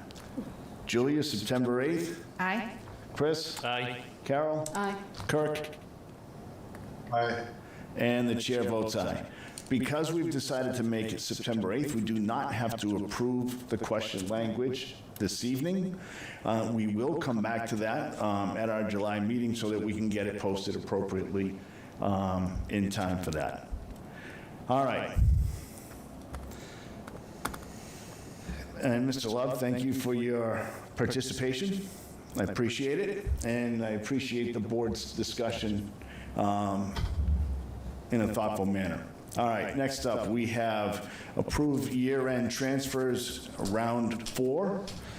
And the first transfer would be for the amount of $777.77, which would come from the Wachusett Regional School District assessment, and it would go to the Select Board Purchase Services for the cart service at the annual town meeting. May I have a motion, please? I move that we approve the transfer for the cart service in the amount of $777.77. Can I get a second? Second. Any discussion? All in favor? Julia? Aye. Chris? Aye. Carol? Aye. Kirk? Aye. Chair votes aye. Second, we have a transfer of $3,000 from the Wachusett Regional School District to the Fire Department supplies because of increased calls, and then it says more, and then it drops off. See if I can bring that up. Fire Department's... Higher cost for medical supplies because of There an it increase is. in calls. Yep, I got it. Thank you. I just had to scroll over. May I have a motion, please? So moved. A second? Second. Discussion? Julia? Aye. Chris? Aye. Carol? Aye. Kirk? Aye. And the chair votes aye. The third transfer would be the amount of $2,750 from the Wachusett Regional School District assessment to the town administrator's salary to cover unused vacation payout. May I have a motion, please? So moved. Second? Second. Discussion? Hearing none. Julia? Aye. Chris? Aye. Carol? Aye. Kirk? Aye. Chair votes aye. And that Mr. takes care. Chairman, point of order, those were round 3 year-end transfers, not round 4. I'm sorry, my agenda said round 4. I apologize. Thank you. Liaison assignments for FY '26. There's now 5 of us. The assignments are over the 3 people from last year at this point. We now have 28 assignments since we eliminated one of them this evening. Any ideas on how we can do that? I will be more than happy to put together the listing, but any ideas going forward as to what you'd like to see? So one thing I was thinking about with the liaison assignments going forward and trying to sort of balance the load across the board, the chair does a lot of work for the select board and is involved in a lot of discussions, has to have a lot of discussions with the town administrator, has to worry about the meetings, setting the agendas, et cetera, keeping us all on track. And also, with a 5-person board, the chair may need to and can become involved in other matters as he or she chooses to, because you can associate with another board member. So my suggestion would be to think about allowing the chair to not carry a liaison assignment and then split the liaison assignments among the other 4 members so that the chair can then, number 1, focus on other duties as required of the chair, but then also be able to become involved in any issues that come up for each of us as we are handling our liaison assignments. Anybody have any thoughts on that? Chris, you good with that? I'm good. Carol? Yeah, I think the chair does. I know from past experience, Julie did a lot of work outside of what our board did, so I think that makes sense. Okay. Kirk, you good with that? Yeah, I'm good with that. I would like to write up the proposed liaison assignments for FY26, bring them back in July for approval. Okay. Is that good? All right. Next up, we got discuss next steps for the permitting and community development coordinator's position. Heather, you're with us? Yes. Would you mind addressing this for us? Sure, I'd be happy to. So Brooke joined us in the permitting and economic coordinator's role after Cheryl had departed. Cheryl had been with us for a number of years.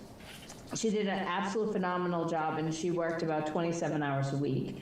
When Brooke came on, we actually expanded the scope of her position, included the Economic Development Committee, had her more involved in some other elements, including working with the fire department, and she took the role on at 40 hours a week. When she first started, we had the benefit of having both myself and a little bit of Cheryl to rely on to get Brooke trained and brought up to speed. It was a very long process for hiring. We actually posted before Cheryl left at the end of October.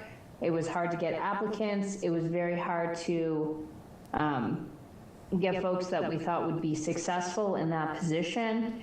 We went through a number of candidates through that whole process, and it took, I think, until January for Brooke to start. So it was almost 2.5 months, if not a little bit more. Actually, I'd say it's probably closer to 3 months to come to speed with Brooke. And then, we had the benefit of being able to train Brooke and work with her on a regular basis and catch her up to speed. And all the boards and committees have been phenomenal to do that. The concern is at this point, Brooke has, accepted another position after she takes vacation, and the position is going to be vacant at the same time my position is going to be vacant. So we're not going to have a lot of opportunity for training or even hiring. Last week I had an idea. I went and spoke to the fire chief, who I think might have had the same idea about the same time, and that was potentially looking at one of our current employees who was going to be laid off as a result of our budget cuts, and that is the fire admin. He is already somewhat versed in our OpenGov permitting software. We know he does a fabulous job with the details. There are based on the fact he's already retired, we have to limit the position or his ability to help us out to about 23 hours a week. There would be some opportunity the board could consider whether they hire other folks to help out with the minutes components or find a different way to cover that. But at least it would be a stopgap measure at this time to continue moving forward with that position. The other complicating factor with the reduction in the budget funding is also we're reducing the building commissioner's hours down. So even with the absence of a permitting coordinator, it's not as if he's going to be able to pick up additional work on the back end and making sure permits are moving forward. So I did include a memo in the packet. It's pretty brief, just outlining those pieces about a potential opportunity for the select board to consider with filling that position in the meantime. Thank you, Heather. You mentioned Chief Pingatori. He happens to still be here, so I will give him the opportunity to comment as well. Yeah, so it's, I worked closely with Heather back when Cheryl left to get Brooke in. We went through several applicants. We made a couple of job offers, none to fruition until Brooke came. So it's a very unique position. There's a lot of moving pieces.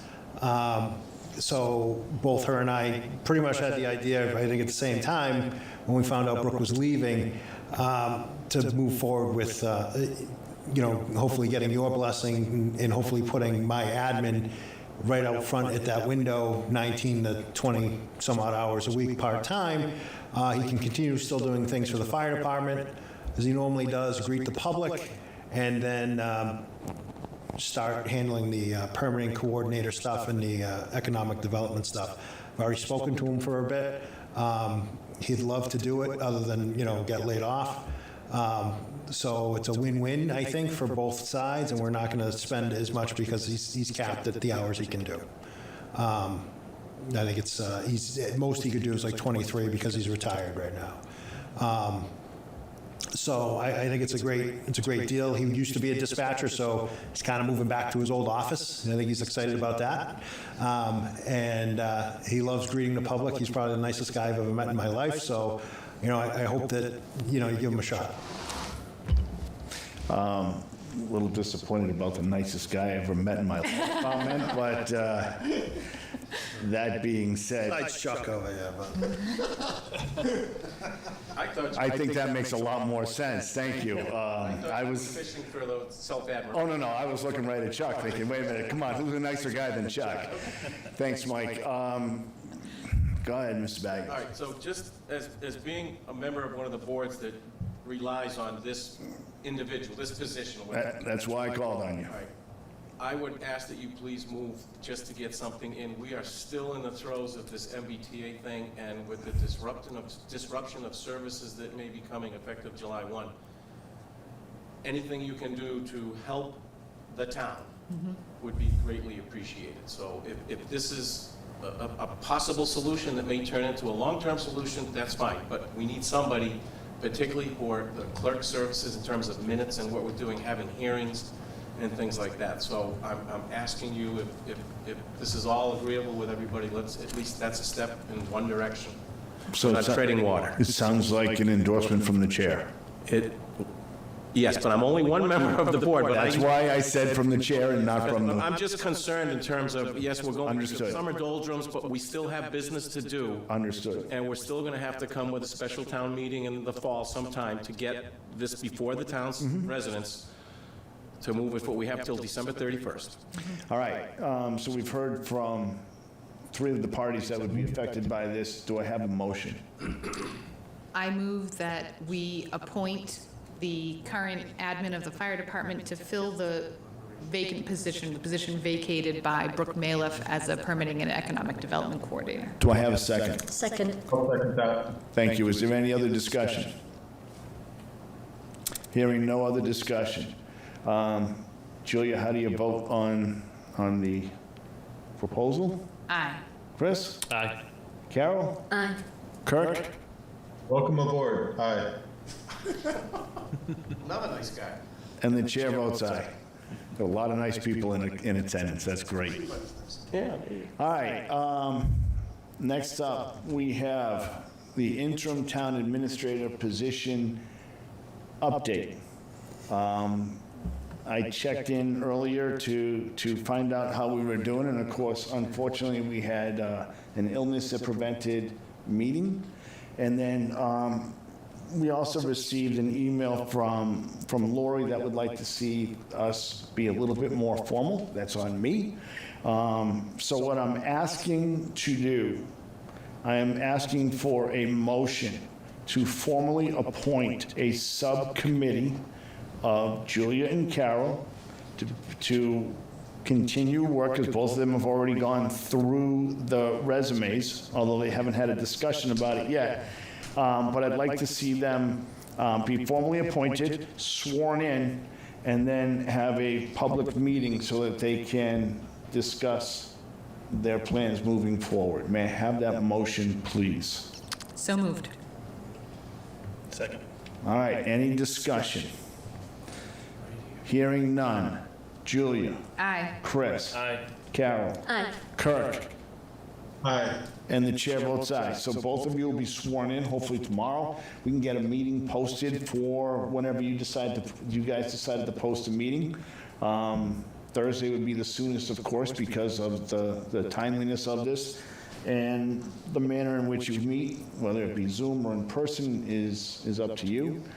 But now we have a formal process, and of course, you'll have to post an agenda.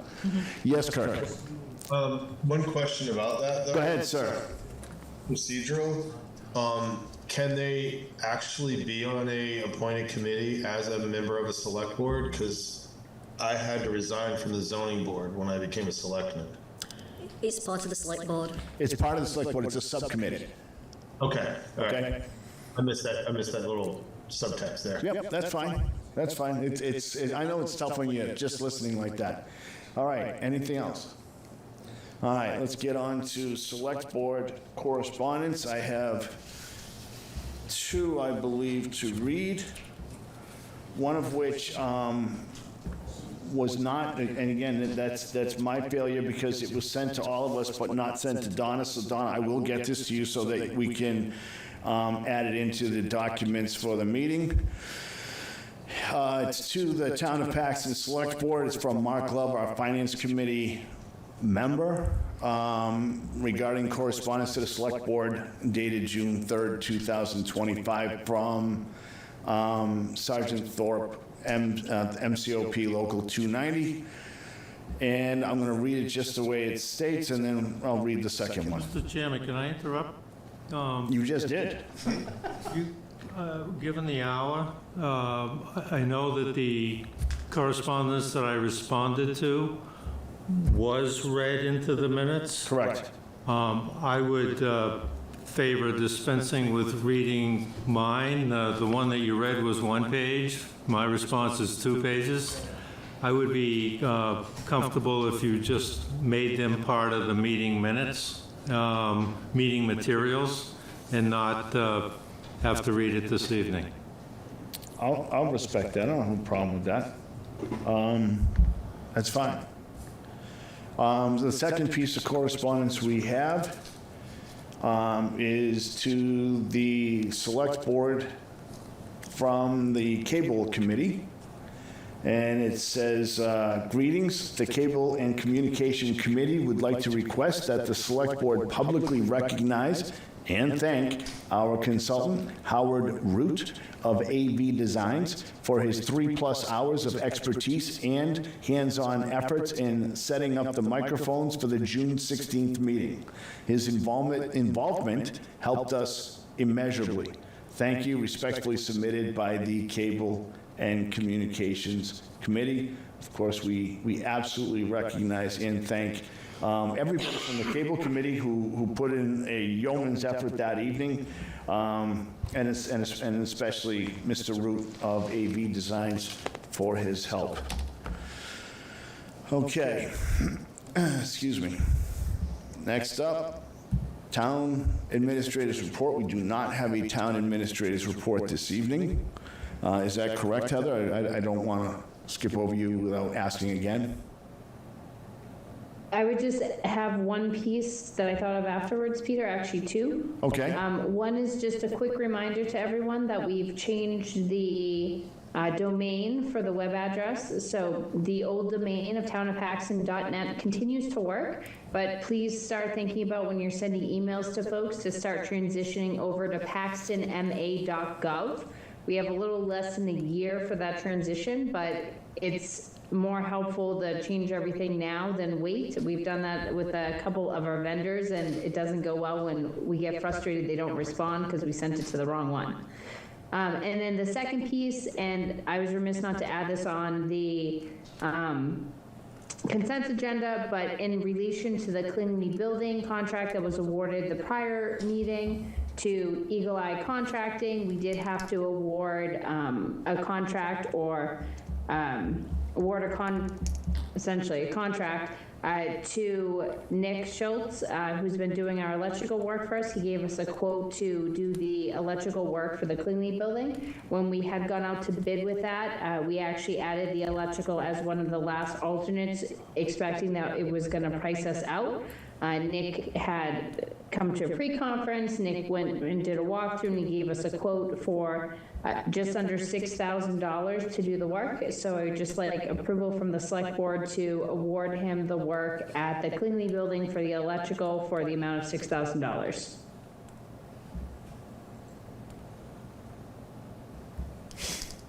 Do I have a motion? I'll move that we approve the bid of $6,000, or the approve, I guess I... Award the bid. Award the bid, thank you.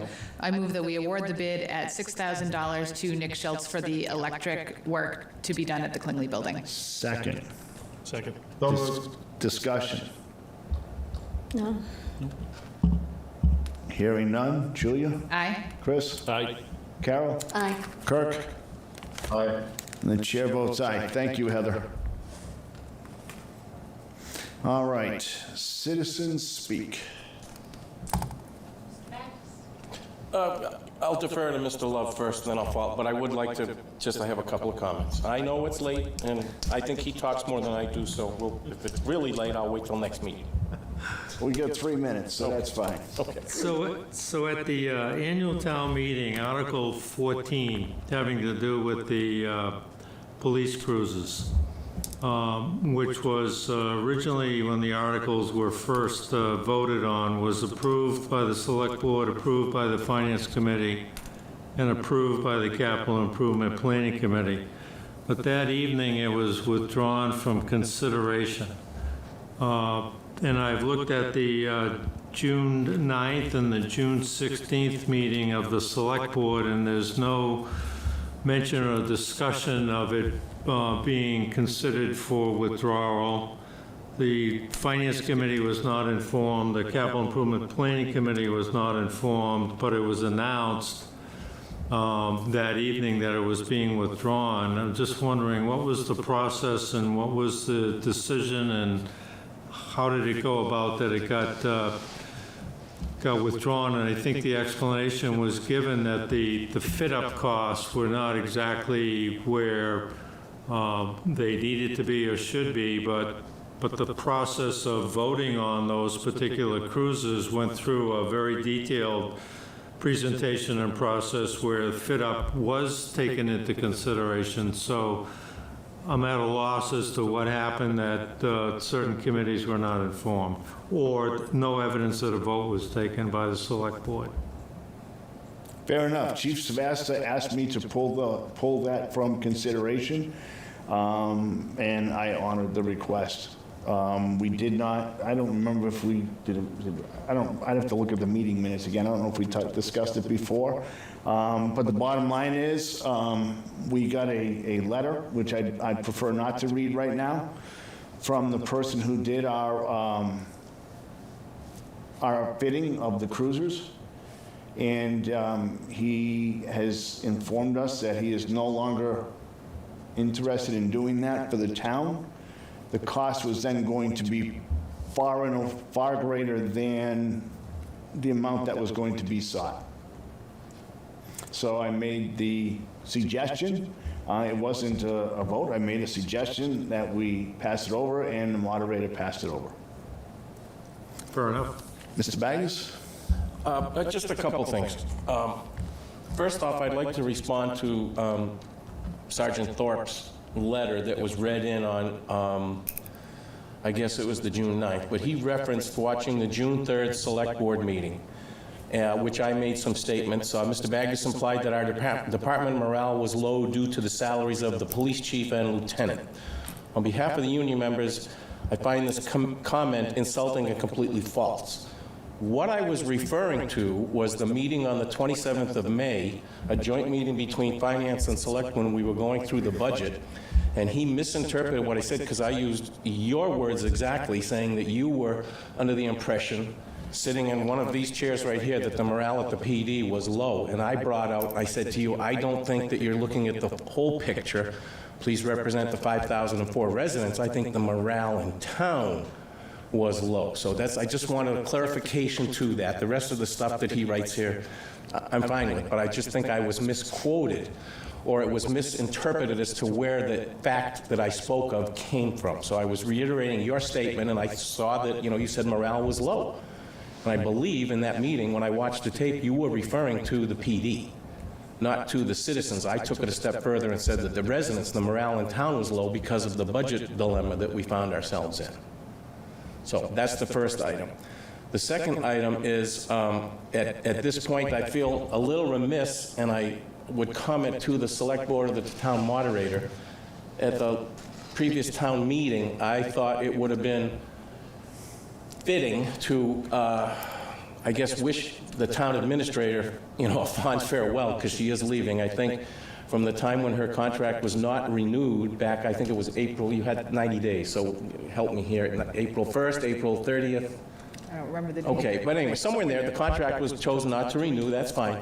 But she has done the most incredible professional job in keeping everybody, even up through tonight, which is her last meeting, informed, have answers. I think she's an extremely approachable person, very professional in all the dealings that I had with her, working with her on the subcommittee for the zoning and also the MBTA. Getting Brooke up to speed very, very quickly and all of this. I just think she's done an incredible job, and I personally wish her the best from my standpoint as a resident and also as a member of the planning board and the steering committee that we did the zoning.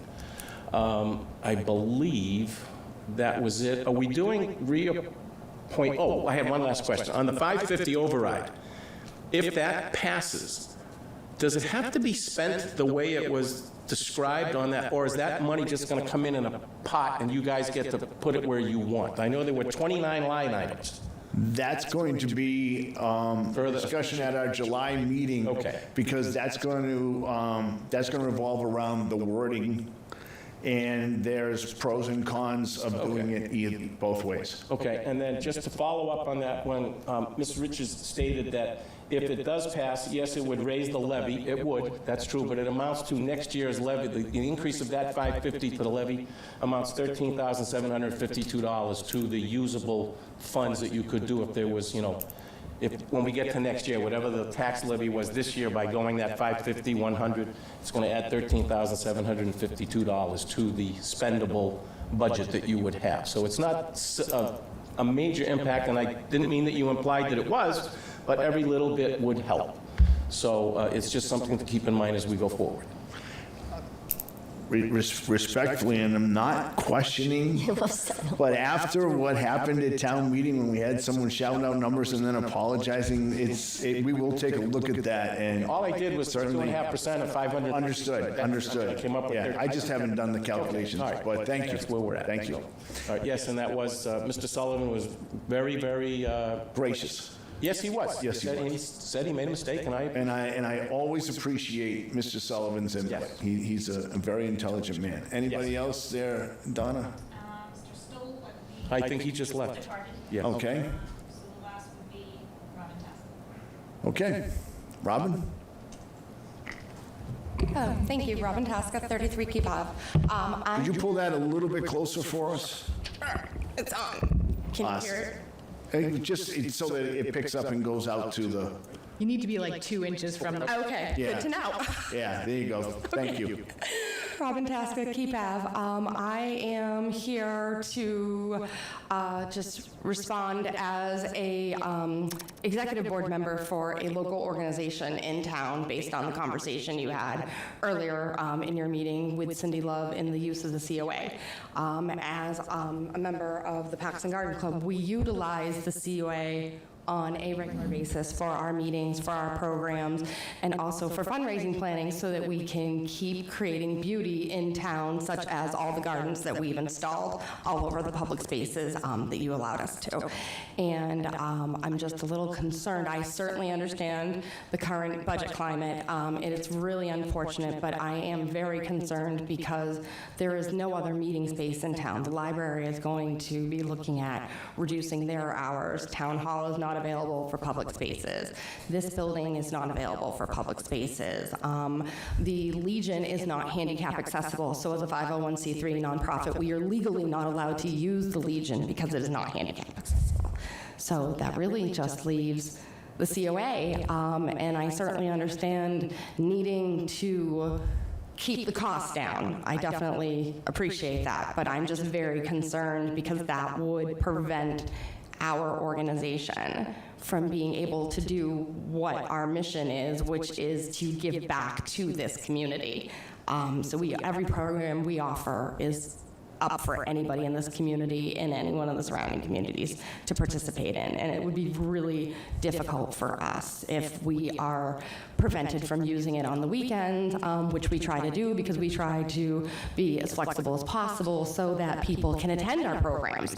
And it's kind of hard at night, especially if we're vying with all the different boards and committees that are meeting on those evenings, that we'd be locked out of the senior center just from that alone, and then not allowing any organizations to use it on the weekend, which is something that you were toying with. I certainly understand it was just an open introduction discussion, and you've made no final commitments. I definitely appreciate that, but as a leader of an organization, I wanted to bring our perspective in, and then I also know that for us personally, it is a challenge when we go in, we secure the space with Donna well in advance as per the protocol and policy. We go pick up the key, we make sure that we have the room left exactly as it is. We take, myself and the co-president, we take photos and videos of the room to make sure the chairs are right back to the inch that they were. But it is a little bit of a challenge when the COA is setting up. They have it from 9 to 2.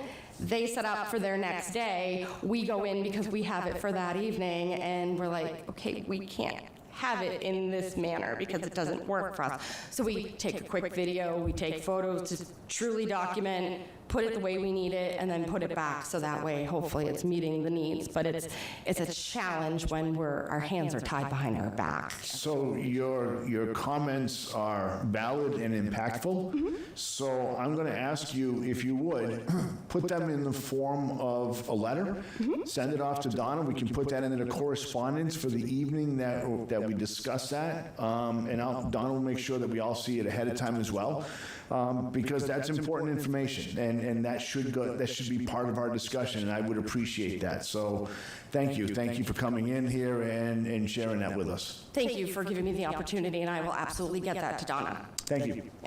All right. Mr. Bogren, I think I have time left in my 3 minutes.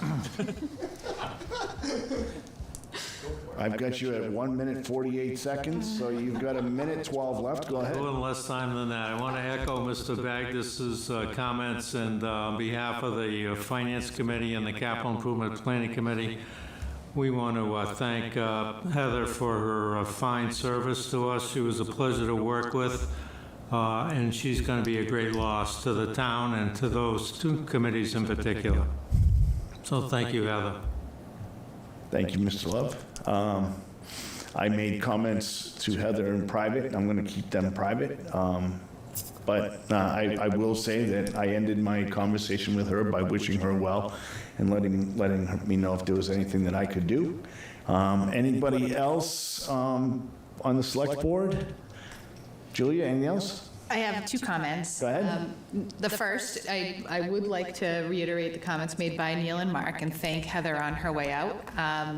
It was 3 years that she spent here, and I learned an awful lot during that period of time. And I think I grew as a select board member. I learned a lot about our town and the processes in municipal government through Heather, so I appreciate that very much. The other comment that I wanted to make was just about town meeting in general. I thought it went very, very well. I want to thank everybody that was involved in making that a success. In particular, I had an opportunity to speak with Scott Wilson after the meeting and ask him his thoughts on it. Sorry, Scott, that I'm bringing you up in public session, but Scott's comment was, I wish it was here every year. And, I think people had an easy time parking. I thought it went very, very well. We had no AV problems. So it was very well done. The check-in process was fantastic. So thank you, Lori. Thank you, Heather. Thank you, Donna. Thank you to everybody. I'm sure I'm missing somebody, but thank you to everybody who helped with our town meeting, because it was highly successful, I think. Excellent. I agree. Chris? No, just say thank you, Heather. Obviously, only been here a few months, but definitely got my feet wet a little bit. So obviously, best of luck, Heather. Carol? Yep, Heather, all the best for the future, in your future endeavours. Wish you well. Kirk, anything else? No, we're going to miss you, Heather. Don't know what I'll do without you, but we'll figure it out. I wish you the best, though. I really do. Okay, and I would certainly echo all of those sentiments. And again, I had a private discussion with Heather today that will remain private, but I'll publicly thank her for her service to our town these past 3 years. And we'll move in uncharted waters here and see how we do. All right, I need a motion to adjourn. I move that we adjourn. May I have a second? Second. Any discussion? Hearing none. Julia? Aye. Chris? Aye. Carol? Aye. Kirk? Chair votes aye. We are adjourned.